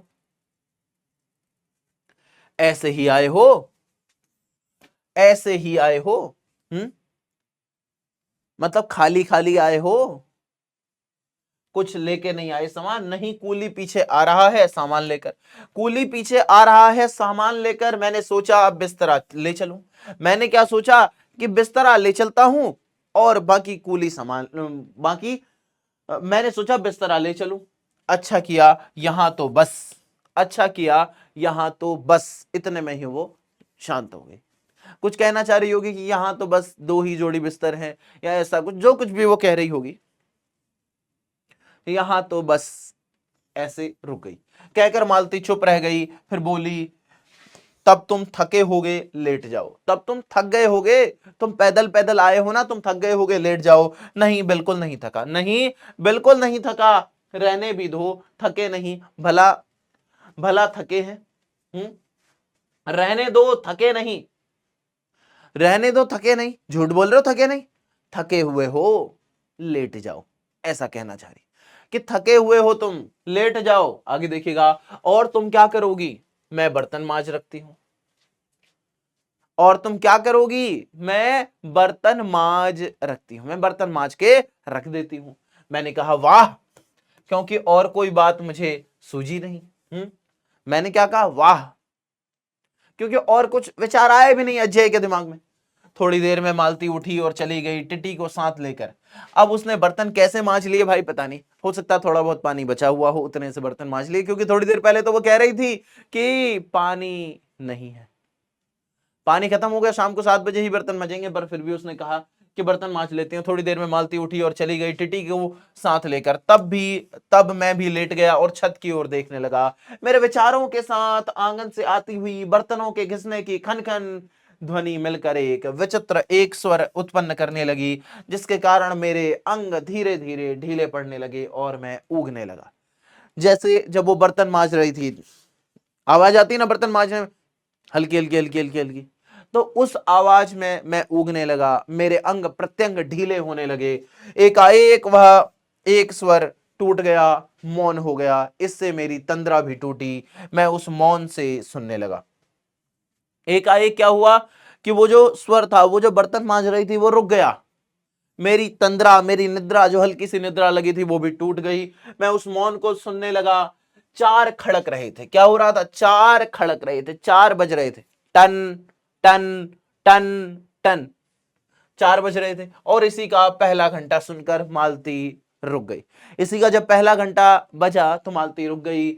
वही 3 बजे वाली बात मैंने फिर देखी। जैसे वो 3 बजे कह रही थी, 3 बज गए, वैसे ही अब कह रही है कि अब की बार और उग्र रूप में मैंने सुना मालती एक बिल्कुल अनैच्छिक, अनुभूति विहीन, नीरस, यंत्रवत, यह भी थके हुए यंत्र के स्वर में कह रही है। क्या कह रही है? कि 4 बज गए, 4 बज गए, ऐसा कुछ कह रही। मानो इस अनैच्छिक समय गिनने में, मानो इस अनैच्छिक समय गिनने गिनने में ही उसका मशीन तुल्य जीवन बीतता हो। वैसे ही जैसे मोटर का स्पीडोमीटर यंत्रवत फासला नापता जाता है, जैसे मोटर का स्पीडोमीटर होता है, बाइक वगैरह में लगा होता है ना बेटा, स्पीडोमीटर जो स्पीड नापता है, वो यंत्रवत फासला नापता है और यंत्रवत विश्रांत स्वर में कहता है। किससे? किससे कहता है? प्रश्नवाचक से। किससे कहता है? वो खुद ही खुद में बस प्रदर्शित कर रहा है। बात यह कि मैंने अपने अमित शून्य पथ का इतना अंश तय कर दिया। मैंने अपने अमित शून्य पथ का, कहां ये शून्य पथ खत्म होना है पता नहीं, कब तक चलना है, क्या होना है पता नहीं, असीम शून्य पथ का इतना अंश तय कर लिया। न जाने कब कैसे मुझे भी नींद आ गई, न जाने फिर कब कैसे मुझे भी नींद आ गई, क्योंकि सुस्त तो उनका बदन पड़ ही गया था, फिर उन्हें भी नींद आ गई। तब 6 कभी के बज चुके थे जब किसी के आने की आहट से मेरी नींद खुली। तब 6 कभी के बज चुके थे, 6 तो कब के बज चुके थे? जब किसी के आने से मेरी नींद खुली और मैंने देखा कि महेश्वर लौट आए। महेश्वर कौन है? मालती के पति है। मैंने ये देखा कि महेश्वर लौट आए हैं और उनके साथ ही बिस्तर लिए हुए मेरा कुली, और उनके साथ ही बिस्तर लिए हुए मेरा कुली भी आ गया है। मैं मुंह धोने का पानी मांगने को ही था, मैं मुंह धोने का पानी मांगने ही वाला था कि मुंह धोने के लिए पानी दे दो, कि मुझे याद आया पानी नहीं होगा। मुझे क्या याद आया? कि पानी नहीं होगा। मुझे यह याद आया कि पानी नहीं होगा, ठीक है ना, मुझे ये याद आया कि पानी नहीं होगा। मैंने हाथों से मुंह पोंछते पोंछते महेश्वर से पूछा, आपने बड़ी देर की? मैंने क्या पूछा? कि आपने बड़ी देर की, काफी टाइम लगा दिया आज, ऐसा। उन्होंने किंचित ग्लानि भरे स्वर में कहा, हाँ आज वह गैंग्रीन का ऑपरेशन करना ही पड़ा। एक कर आया हूं, दूसरे को एम्बुलेंस में बड़े अस्पताल भिजवा दिया, कि वो जो गैंग्रीन है उसमें से एक का ऑपरेशन तो कर आया हूं, आज वो करना ही पड़ा ऑपरेशन। एक का ऑपरेशन तो मैं कर आया हूं और दूसरे को बड़े अस्पताल भिजवा दिया है। मैंने पूछा गैंग्रीन कैसे हो गया? मैंने क्या पूछा? कि गैंग्रीन कैसे हो गया, क्या कारण था गैंग्रीन होने का? कह रहा एक कांटा चुभा था उसी से हो गया। एक कांटा चुभा था, बस एक कांटा, उसी से हो गया। बड़े लापरवाह लोग होते हैं यहाँ के, बड़े लापरवाह लोग। कैसे लोग होते हैं? बड़े ही लापरवाह लोग होते हैं यहाँ के, ध्यान नहीं देते बिल्कुल भी, लापरवाह लोग होते हैं। मैंने पूछा यहाँ आपके केस अच्छे मिल जाते हैं? यहाँ आपको केस अच्छे मिल जाते हैं, ठीक ठाक केस मिल जाते हैं आपको यहाँ? आय के लिहाज से नहीं, डॉक्टरी के अभ्यास के लिए। आय के लिहाज से नहीं पूछ रहा हूं, डॉक्टरी के अभ्यास के लिहाज से पूछ रहा हूं कि आपको ठीक ठाक केस मिल जाते हैं? बोले हाँ मिल ही जाते हैं, यही गैंग्रीन हर चौथे दिन एक केस आ जाता है, नीचे बड़े अस्पतालों में भी, कि यही सेम कहानी है, हर चौथे दिन एक आध गैंग्रीन का केस आ ही जाता है।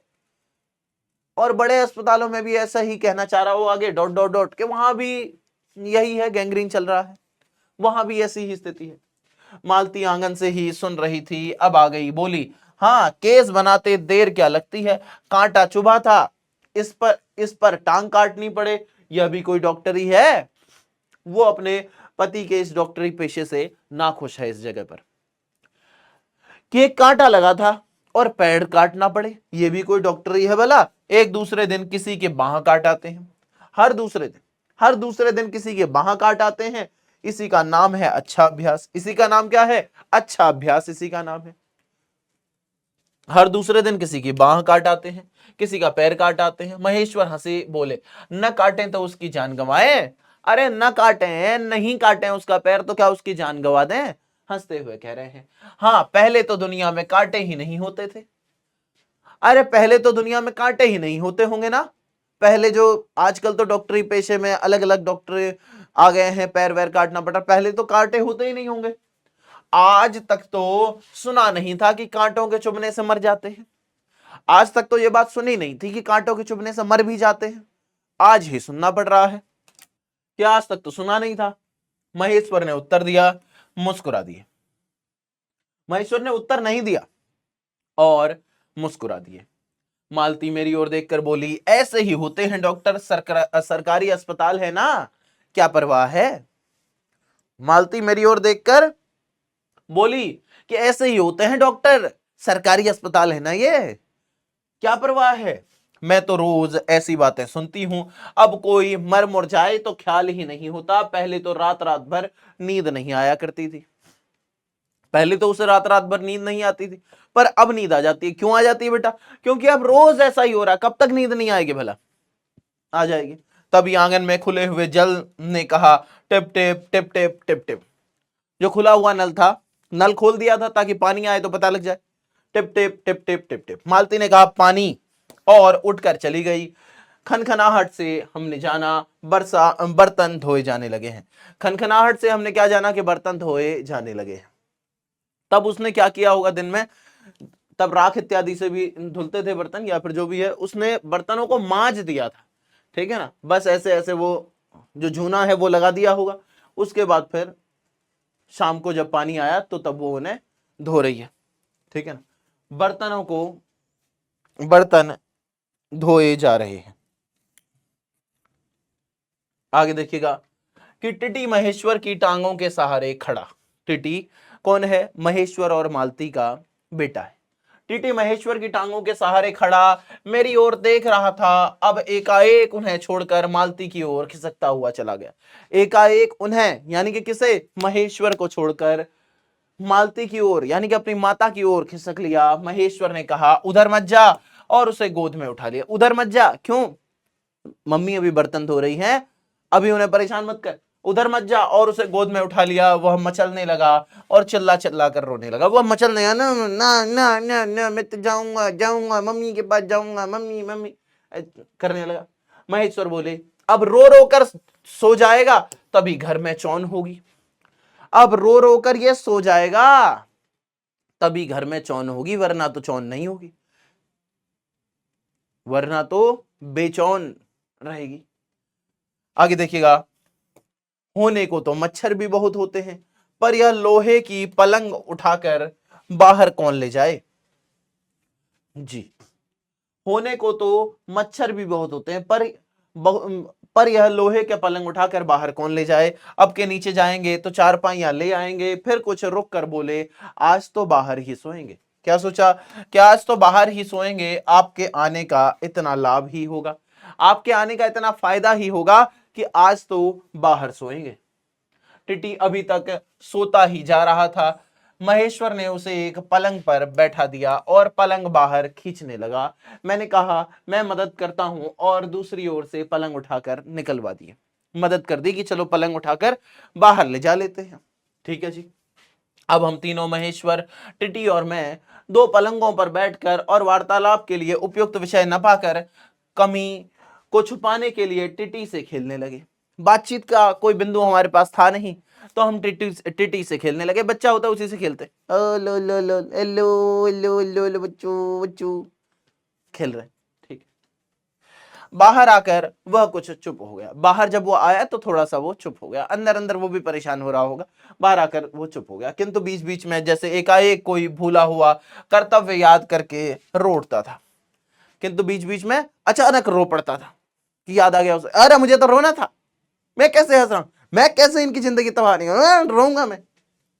फिर एकाएक चुप हो जाता, और कभी कभी हम हंस पड़ते या महेश्वर उसके बारे में कुछ बात कह देते थे। कभी कभी हम हंस पड़ते या फिर महेश्वर उसके बारे में कुछ बात कह देते थे। मालती बर्तन धो चुकी थी, अब वह उन्हें लेकर आंगन के एक ओर रसोई के छप्पर की ओर चली। अब वह उन्हें लेकर मालती बर्तन धो चुकी थी, अब वो उन्हें लेकर आंगन के एक और रसोई के छप्पर की ओर चली।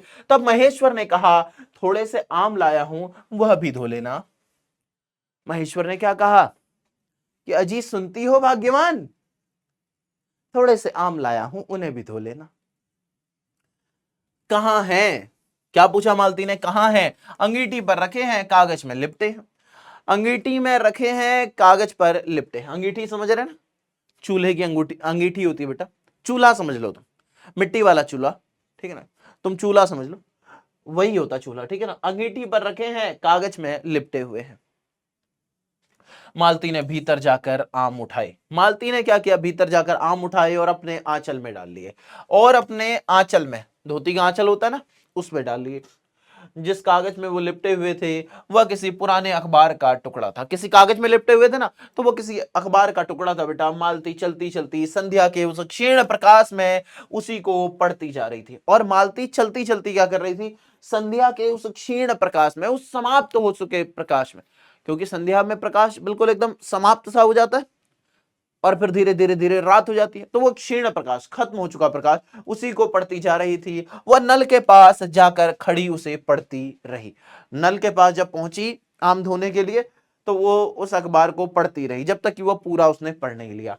जब दोनों ओर पढ़ चुकी तब लंबी सांस लेकर उसे फेंक कर आम धोने लगी। जब उसने दोनों तरफ पढ़ लिया, इस तरफ का हिस्सा भी पढ़ लिया अखबार का और पिछली तरफ का हिस्सा भी पढ़ लिया, उसके बाद एक लंबी सांस ली और फिर आम धोने लगी। मुझे एकाएक याद आया, बहुत दिनों की बात थी। अजय को एकाएक एक बात याद आई कि बहुत दिनों की बात थी, जब हम अभी स्कूल में भर्ती हुए ही थे। जब हम स्कूल में भर्ती हुए ही थे तब की बात याद आ गई कि जब हमारा सबसे बड़ा सुख, सबसे बड़ी विजय थी हाजिरी हो चुकने के बाद चोरी से क्लास से निकल भागना। तब हमारे लिए सबसे बड़ा सुख क्या होता था कि हाजिरी लगने के बाद चोरी से क्लास से निकल के भागना। आप में से किस किस ने ऐसा किया है बताना ईमानदारी से। इसके बाद ये मौका मिलेगा भी नहीं तुम्हें। 12वीं तक की जिंदगी होती है, ये 12वीं की जिंदगी अब तुम्हारी बिल्कुल समाप्त होने वाली है। इसके बाद कॉलेज में आ जाओगे, फिर तो जिम्मेदारियों का बोझ आने लगता है। हम तो हॉस्टल में रहते थे, अब हम भाग के कहां जाएं? मैं बताऊंगा नहीं तुम्हें, वरना तुम्हें हमारे मास्टर भी हरामी थे। सभी ने किया यार ऐसा, सभी ने किया, तो हम भी कर लेते थे कि सर, बच्चों से कह दिया साथ के कि कह देना सर से कि विजय को बुखार आया है, ये हुआ है, वो हुआ है, बस पड़े हुए हैं। चोरी से क्लास से निकल भागना और स्कूल से कुछ दूरी पर आम के बगीचे में पेड़ों पर चढ़कर कच्ची अमियां तोड़ तोड़ कर खाना। आम के पेड़ों पर कच्ची अमियां तोड़ तोड़ कर खाना, चोरी के आम खाने भाई। मुझे याद आता कभी जब मैं भाग आता और मालती नहीं आ पाती थी। मैं जब भाग आता और कूद के, कोई दीवार विवार तो कूद के भाग आता और मालती नहीं आ पाती थी, तब मैं भी खिन्न मन लौट आया करता था। तब मैं भी खिन्न मन से लौट आया करता था कि चलो यार वापस आ जाते हैं। वो कूद नहीं पाई। जब मैं इंटर कॉलेज में पढ़ा करता था, इंटर कॉलेज में ऐसा ही था कि हमारा स्कूल थोड़ा दूर था, तो प्रेयर के टाइम हम पहुंच नहीं पाए, तो थोड़ा थोड़ा लेट रोज ही हो जाते थे। फिर सीधे पीछे की दीवार से फांद के जा रहे हैं डायरेक्ट क्लासरूम में, वहीं लगेगी अटेंडेंस। तो ऐसा मालती कुछ नहीं पढ़ती थी, उसके माता पिता तंग थे, उसके माता पिता बड़े परेशान थे कि यार पढ़ ले पढ़ ले पढ़ ले। एक दिन उसके पिता ने उसे एक पुस्तक ला कर दी और कहा कि इसके 20 पन्ने रोज पढ़ा करो, हफ्ते भर बाद मैं देखूं कि इसे समाप्त कर चुकी हो, नहीं तो मार मार कर चमड़ी उधेड़ दूंगा। मालती ने चुपचाप किताब ले ली। क्या कहा कि इसके 20 पन्ने रोज पढ़ने हैं। ये भी अगर आपसे पूछा जाए कि उसको किताब किसने दी थी, तो उसके पिताजी ने लाके दी थी, पिता ने। और उससे कितने पन्ने रोज पढ़ने को कहा गया था बेटा? कितने पन्ने रोज? तो 20 पन्ने रोज पढ़ने के लिए कहा गया था। और किताब किसने दी थी? तो पिता ने उसे किताब लाकर दी थी, पिताजी ने उसे किताब लाकर दी थी, ठीक है ना? आगे देखिएगा, पर क्या उसने पढ़ी? पर क्या उसने वो किताब पढ़ी? ना, उसने नहीं पढ़ी भाई। वह नित्य ही उसके 10 पन्ने 20 पेज फाड़ कर फेंक देती, अपने खेल में किसी भांति फर्क न पड़ने देती। जब 8वें दिन उसके पिता ने पूछा किताब समाप्त कर ली, तो उसने उत्तर दिया हां कर ली। वो क्या करती? रोज 15-20 पन्ने फाड़ के फेंक देती। जब पिता ने पूछा कि किताब समाप्त कर ली, अब उसने सच में ही कर दी भाई। रोज 15-15 फाड़े, 20-20 पन्ने फाड़े, अब किताब समाप्त हो ही गई यार। तो समाप्त कर ली। पिता ने कहा लाओ मैं प्रश्न पूछूंगा। तो चुप खड़ी रही। पिता ने फिर कहा तो उद्धत स्वर में बोली, किताब मैंने फाड़ फेंक दी है, मैंने नहीं, क्या मैं नहीं पढ़ेंगी। कुल मिला के किताब मैंने फाड़ दी है, मैं नहीं पढ़ूंगी, मैंने नहीं पढ़ी, मैंने नहीं पढ़ी वो किताब, किताब मैंने फाड़ के फेंक दी है। अच्छा जी। उसके बाद वह बहुत पिटी, वह अलग बात है। उसके बाद वह बहुत पिटी, पर वो अलग बात है, वो अलग बात है, पिटी, पर पिटी तो बहुत। इस समय मैं यही सोच रहा था कि वही उद्धत और चंचल मालती, जो बचपन में इतनी उद्धत थी, उद्दंड थी और ऐसी चंचल थी कि स्कूल बंक कर रही है, कर रही है, वो कर रही है, ऐसी आज कितनी सीधी हो गई है, कितनी शांत, एक अखबार के टुकड़े को तरसती है। यह क्या है, यह क्या, यह डॉट डॉट डॉट, बात यहीं पर रुक गई, सोच ही रहे। तभी महेश्वर ने पूछा, रोटी कब बनेगी। महेश्वर ने क्या पूछा कि रोटी कब बनेगी। बस अभी बनाती हूं, बस अभी बनाती हूं। कौन कह रही है, मालती कह रही है। पर अब की बार मालती रसोई की ओर चली, तब टीटी की कर्तव्य भावना बहुत विस्तीर्ण हो गई। तब टीटी की कर्तव्य भावना बहुत फैल गई, विस्तीर्ण फैल गई। वह मालती की ओर हाथ बढ़ाकर रोने लगा, वह मालती की ओर हाथ बढ़ाकर रोने लगा। मम्मी मम्मी मम्मी मुझे ले जाओ, या पापा मुझे प्यार नहीं कर रहे। नहीं माना और नहीं माना, मालती उसे गोद में लेकर चली गई, मालती उसे गोद में लेकर चली गई।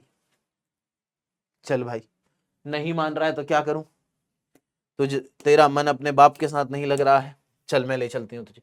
रसोई में बैठकर एक हाथ से उसे थपकने लगी और दूसरे हाथ से छोटे छोटे डिब्बे उठाकर अपने सामने रखने लगी। और हम दोनों चुपचाप रात्रि की और भोजन की और एक दूसरे से कुछ कहने की और न जाने किस किस न्यूनता की पूर्ति की प्रतीक्षा करने लगे। कुछ कह नहीं रहे, या प्रतीक्षा चल रही, कुछ कह भी नहीं रहे, आपस में बातचीत भी नहीं चल रही, बिल्कुल वाक्य शून्यता।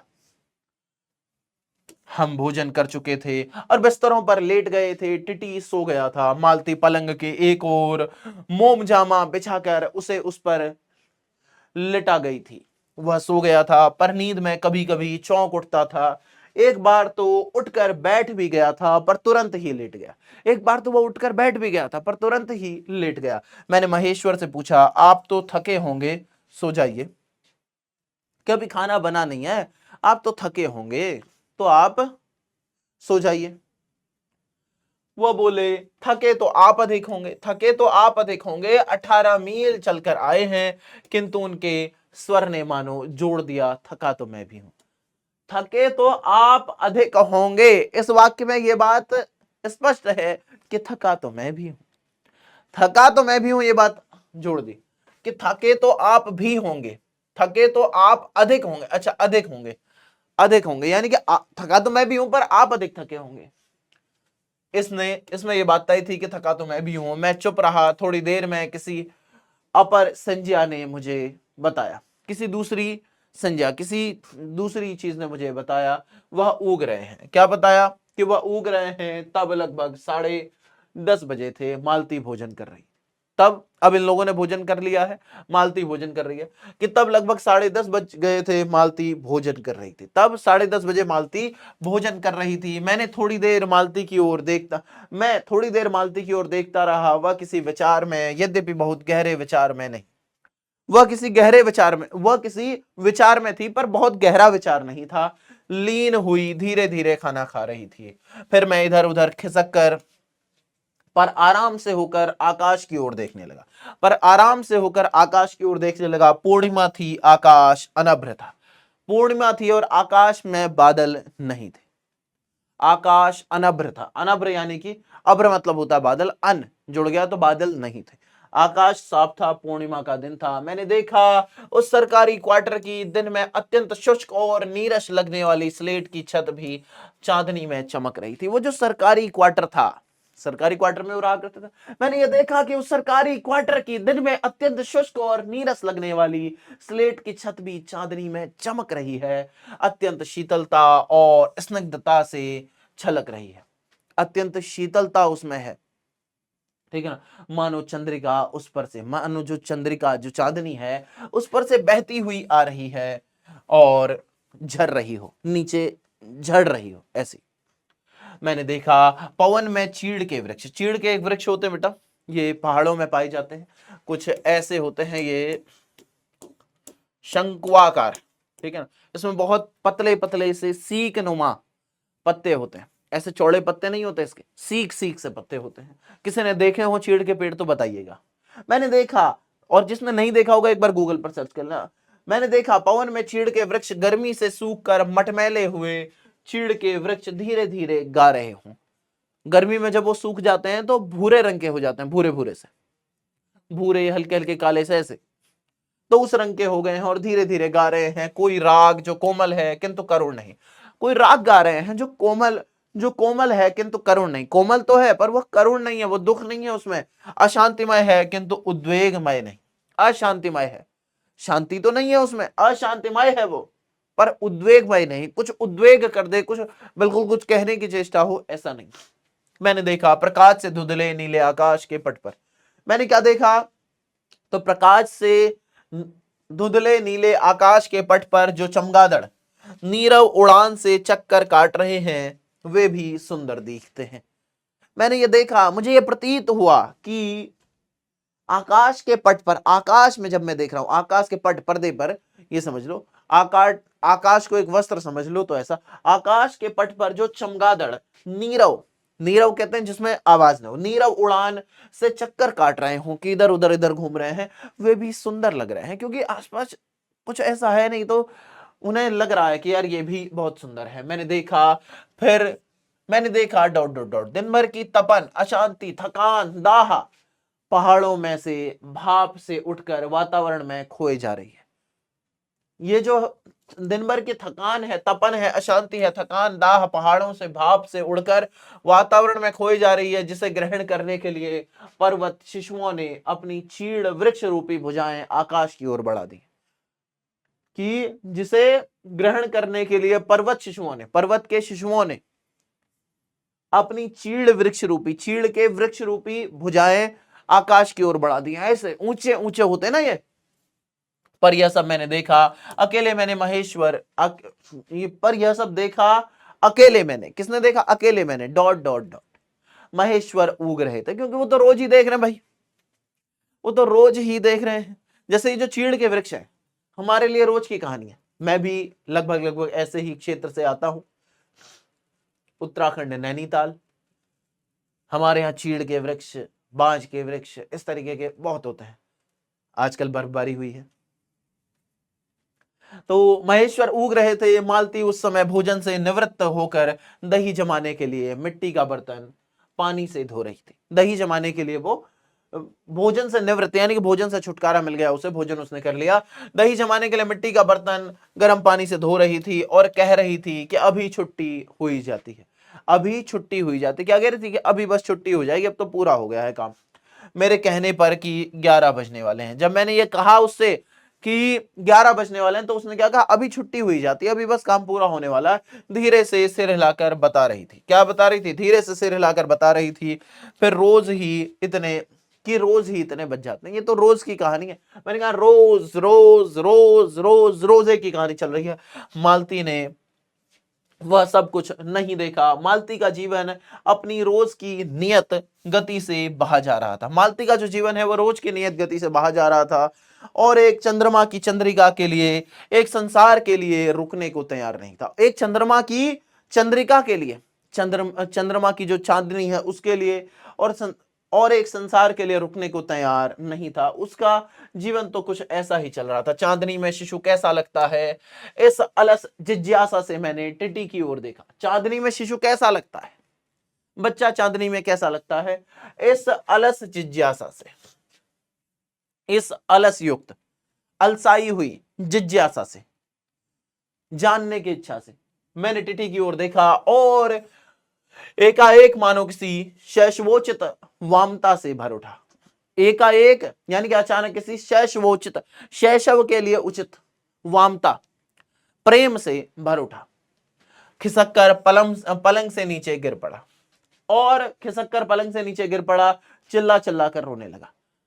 क्या हुआ कि बच्चा जो है वो खिसक पलंग से नीचे गिर पड़ा और चिल्ला चिल्ला कर वह रोने लगा। महेश्वर ने चौंक कर कहा, क्या हुआ? महेश्वर ने क्या कहा? चौंक कर, अरे क्या हो गया बेटा, क्या हुआ? मैं झपट कर उसे उठाने दौड़ा। मालती रसोई से बाहर निकल आई। मैंने उस खट शब्द को याद करके धीरे से करुणा भरे स्वर में कहा, चोट बहुत लग गई है बेचारे को। क्योंकि खट क्या वजह, खट ऐसे खोपड़ी लगी होगी, आवाज तेज आई। तो मैंने क्या कहा कि चोट बहुत लग गई है बेचारे को। यह सब मानो एक ही क्षण में, एक ही क्रिया की गति में हो गया। बिल्कुल झट से वो गिरा। महेश्वर ने कहा क्या हुआ? उतनी देर में मालती आ गई। और मैंने भी क्या कहा कि चोट बहुत लग गई है बेचारे को। बहुत तेज की आवाज आई। ऐसा मालती ने रोते हुए शिशु को मुझसे लेने के लिए हाथ बढ़ाते हुए कहा, इसके चोटें लगती ही रहती हैं, रोज ही गिर जाता, रोज रोज रोज, समझ लो, रोज इसके चोटें लगती ही रहती हैं, रोज ही गिर जाता है। एक छोटे क्षण भर के लिए मैं स्तब्ध हो गया। फिर एकाएक मेरे मन ने, मेरे समूचे अस्तित्व ने विद्रोह के स्वर में कहा। मेरे मन के भीतर ही बाहर एक शब्द भी नहीं निकला।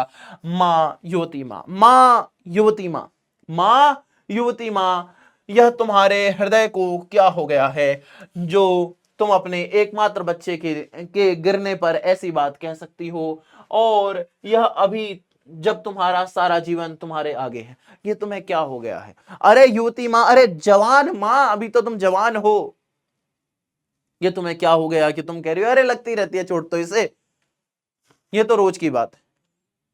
ये कहा नहीं है जे ने ये सोच रहे हैं कि अरे माँ युवती माँ, यह तुम्हारे हृदय को क्या हो गया है? तुम्हारे हृदय को क्या हो गया है जो तुम अपने एकमात्र बच्चे को गिरने पर ऐसी बात कह रही हो? और यह अभी जब तुम्हारा सारा जीवन तुम्हारे आगे, सारा जीवन तुम्हारे आगे है, फिर भी तुम ऐसी बात करती हो भला? हाँ। और तब एकाएक मैंने जाना कि वह भावना मिथ्या नहीं है। तब एकाएक अचानक मैंने क्या जाना कि वह भावना मिथ्या नहीं है। मैंने देखा कि सचमुच उस कुटुंब में कोई गहरी भयंकर छाया घर कर गई है। मैंने क्या देखा कि उस कुटुंब में, उस घर में कोई भयंकर छाया घर कर गई है, यानी कि निवास कर गई है। उनके जीवन के इस पहले ही यौवन में घुन की तरह लग गई है। उनके जीवन के इस पहले ही यौवन में, उनका अभी यौवन चल ही रहा है, चाहे महेश्वर की बात कर लें चाहे मालती की बात कर लें, अभी दोनों जवान हैं। तो यौवन में घुन की तरह, घुन लग जाता है ना, जैसे गेहूं में, दाल वाल में घुन की तरह लग गया है, उसका इतना अभिन्न अंग हो गई है कि वे उसे पहचानते ही नहीं। वो जो छाया उनके भीतर घर कर गई है उसे वो पहचानते ही नहीं, वो उनका अंग हो गई है, उसी की परिधि में घिरे हुए चले जा रहे हैं। इतना ही नहीं, मैंने उस छाया को देख भी लिया। इतना ही नहीं, मैंने उस छाया को अब देख भी लिया। इतनी देर में पूर्ववत शांति हो गई। इतनी देर में क्या हो गई? पूर्ववत, यानी कि पहले जैसी शांति थी वैसी ही शांति हो गई। महेश्वर फिर लेटकर ऊग रहे थे। टिटी मालती के लेटे हुए शरीर से चिपक कर चुप हो गया। टिटी मालती के लेटे हुए शरीर से, क्योंकि अब मालती भी लेट गई है काम वाम करके, 11 बज गए हैं, ठीक है ना, वो भी लेट गई। मालती के लेटे हुए शरीर से लिपट कर चिपक कर चुप हो गया। यद्यपि कभी एकाध सिसकी उसके छोटे से शरीर को हिला देती थी, कभी एकाध सिसकी, जब वो सिसकी ले लेता था तो उसके पूरे शरीर को हिला देती थी। मैं भी अनुभव करने लगा था कि बिस्तर अच्छा सा लग रहा है। मैं भी अनुभव क्या करने लगा था कि बिस्तर अच्छा सा लग रहा है। मालती चुपचाप आकाश में देख रही थी, किंतु क्या चंद्रिका को या तारों को? मालती किसको देख रही थी पता नहीं, कि चंद्रिका को देख रही थी यानी कि चांदनी को देख रही थी, या फिर तारों को देख रही थी, क्योंकि वो तो बोझिल सी, वो तो मायूस सी, वो तो बेबस सी हुई जा रही है। तभी 11 का घंटा बजा। तभी क्या हुआ? 11 का घंटा, टन टन टन टन टन टन टन टन टन टन टन, ऐसे 11 बज गए। मैंने अपनी भारी हो रही पलकें उठाकर अकस्मात किसी अस्पष्ट प्रतीक्षा में मालती की ओर देखा, क्योंकि मुझे पता था मालती फिर से कहेगी 11 बज गए। ऐसा 11 के पहले घंटे की खड़कन कान के साथ ही खड़कन खड़कन के साथ ही खड़कन के साथ ही मालती की छाती एकाएक फफोले की भांति उठी। मालती की छाती एकाएक फफोले की भांति उठी और धीरे धीरे बैठने लगी, और घंटा ध्वनि के कंपन के साथ ही मूक हो जाने वाली आवाज में, एकदम शांत हो जाने वाली आवाज में, कैसी आवाज में? एकदम शांत हो जाने वाली, मूक हो जाने वाली आवाज में उसने कहा 11 बज गए। 11 बज गए। रोज चल रहा है, रोज रोज रोज, और 11 बज गए। तो यहां पर यह कहानी पूर्ण होती है, यहां पर यह कहानी पूर्ण होती है। रोज रोज रोज रोज रोज रोज एक ही स्थिति है। आशा करता हूं कि यह कहानी आप लोगों को अच्छी लगी होगी, एकदम शानदार बेहतरीन सी यह कहानी लगी होगी। सेशन बेटा बाकी YouTube की क्लासेस से, बाकी जितनी और क्लासेस होती हैं उनसे थोड़ा बड़ा रहता है। मैंने आपसे ये बात पहले भी कही है, क्योंकि मैं ओरिजिनल कंटेंट पढ़ा रहा हूं, जो कहानी है वो पूरी पढ़ा रहा हूं, जो महत्वपूर्ण बिंदु है वो भी आपको बता रहा हूं, तो पूरी बातें समझाने की कोशिश कर रहा हूं, तो समय तो लगेगा, समय लगेगा। इसका सम्मान करना मेरे बच्चा, इसको शेयर जरूर करना, ठीक है ना। ऐसा ना हो कि मेरा आत्मविश्वास टूटे कि नहीं भाई इतनी बड़ी कहानी क्यों ही लाऊं, कि मैं मेहनत तो इतनी कर रहा हूं, मैं आधे घंटे में भी काम पूरा कर सकता था, और बच्चे तो इसे शेयर ही नहीं कर रहे, बच्चों तक तो ये पहुंच ही नहीं रही, बच्चों को तो ये पसंद ही नहीं आ रही। अपना प्यार लुटा देना बेटा इसके कमेंट सेक्शन में, प्यार लुटा देना एकदम भर भर के, ठीक है ना, भर भर के प्यार लुटा देना। अब मैं आगे आपको एमसीक्यू क्वेश्चंस भी करवा रहा हूं, इसके थ्योरी वाले क्वेश्चंस भी करवा रहा हूं, ठीक है ना। तो आइए शुरू करते हैं। देखिएगा कि सच्चिदानंद हीरानंद वात्स्यायन अजय द्वारा लिखी हुई कहानी कौन सी है। पहला प्रश्न ऐसा आ सकता है कुछ नहीं इसमें, बहुत कठिन है। सच्चिदानंद हीरानंद वात्स्यायन अजय द्वारा लिखी कहानी कौन सी है। तो देखिएगा कि बेटा सच्चिदानंद हीरानंद वात्स्यायन अजय के द्वारा लिखी गई कहानी रोज है, रोज। रोज ज के नीचे नुक्ता लगता है वैसे, ठीक है। ज महेश्वर की पत्नी का नाम क्या है। महेश्वर की पत्नी का नाम क्या है। महेश्वर की पत्नी का नाम मालती है, लालती है, प्रभावती है, कलावती है। जल्दी से बताइएगा, कमेंट सेक्शन में उत्तर देना बेटा। महेश्वर की पत्नी का नाम क्या है। तो बेटा महेश्वर की पत्नी का नाम है मालती। महेश्वर की पत्नी का नाम क्या है, मालती है, मालती, ठीक है ना। आगे देखिएगा, अगला प्रश्न है कि अजय की कौन सी कहानी गैंग्रीन शीर्षक नाम से प्रसिद्ध है। तीसरा प्रश्न है अजय की कौन सी ऐसी कहानी है जिसे हम गैंग्रीन भी कहते हैं। तो ध्यान रखना बेटा, गैंग्रीन नाम से भी यह कहानी प्रसिद्ध है, ठीक है ना। इसका शीर्षक गैंग्रीन भी प्रसिद्ध है और रोज भी। तो विकल्प संख्या डी इसमें सही है, विकल्प संख्या डी इस प्रश्न का उत्तर होगा। ऐसे प्रश्न आएंगे बेटा आपकी परीक्षा में। लेखक कितने वर्षों बाद मालती से मिलने आया था। लेखक कितने वर्षों बाद मालती से मिलने आया था, बताया था, वहां मैंने हाईलाइट भी करवाया था बेटा। 2 वर्ष, 4 वर्ष, 5 वर्ष, 8 वर्ष। जल्दी से बताइए, लेखक कितने वर्ष बाद मालती से मिलने आया था। जल्दी से बोल दीजिए, कमेंट सेक्शन में एक एक बच्चे का उत्तर चाहिए मुझे, कमेंट सेक्शन में एक एक बच्चे का उत्तर बेटा, जल्दी से बोलिए।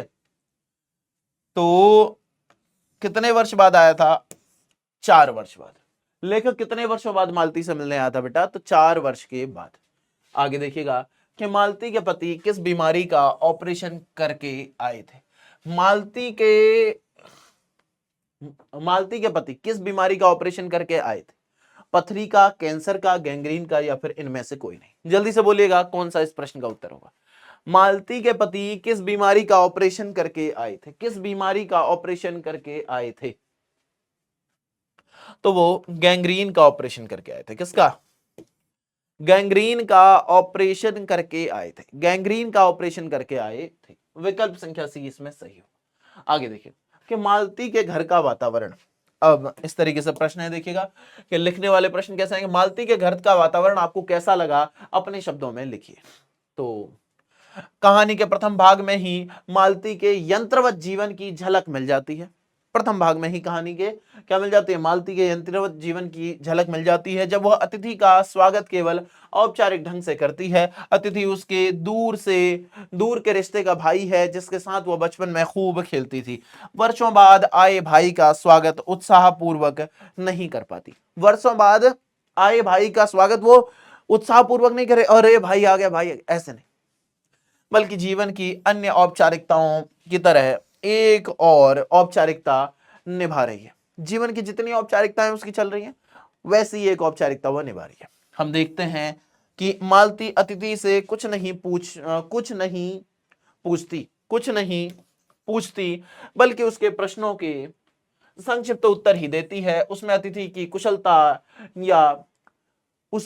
कुशलता या उसके वहां आने का उद्देश्य या अन्य समाचारों के बारे में जानने की कोई उत्सुकता नहीं है।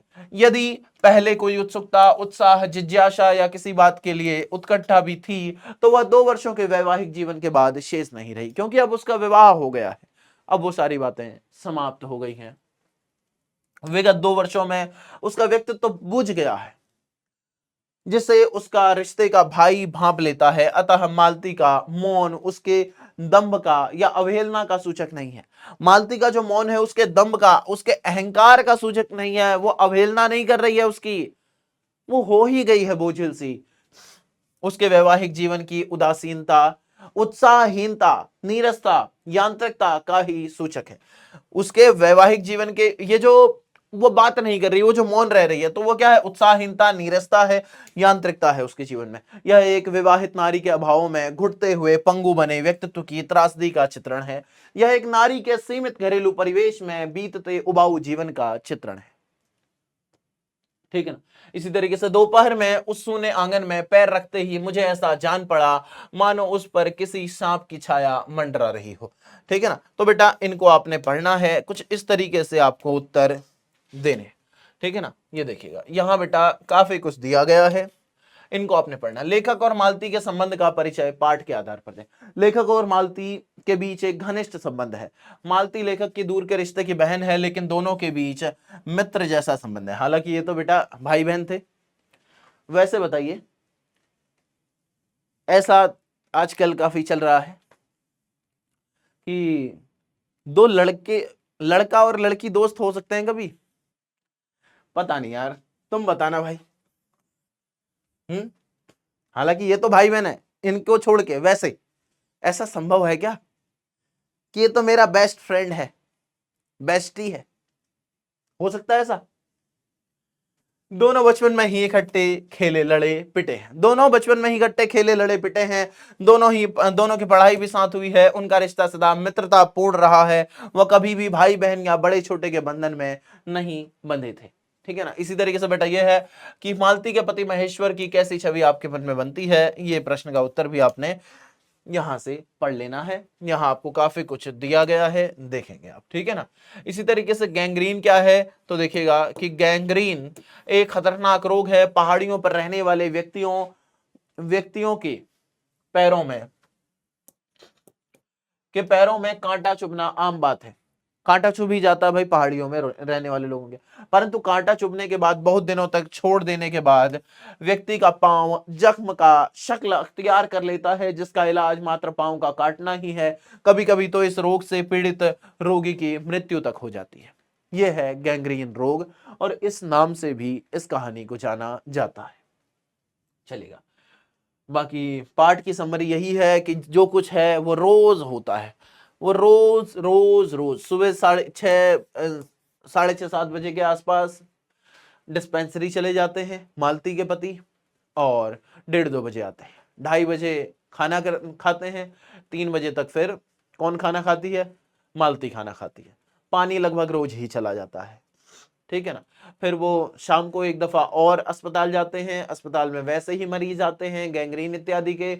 उन्हीं का 2-4 दिन में उन्हीं के पैर काट ही देते हैं, क्योंकि कोई और विकल्प होता नहीं है। फिर वही नीरसता, वही रूटीन चल रहा है।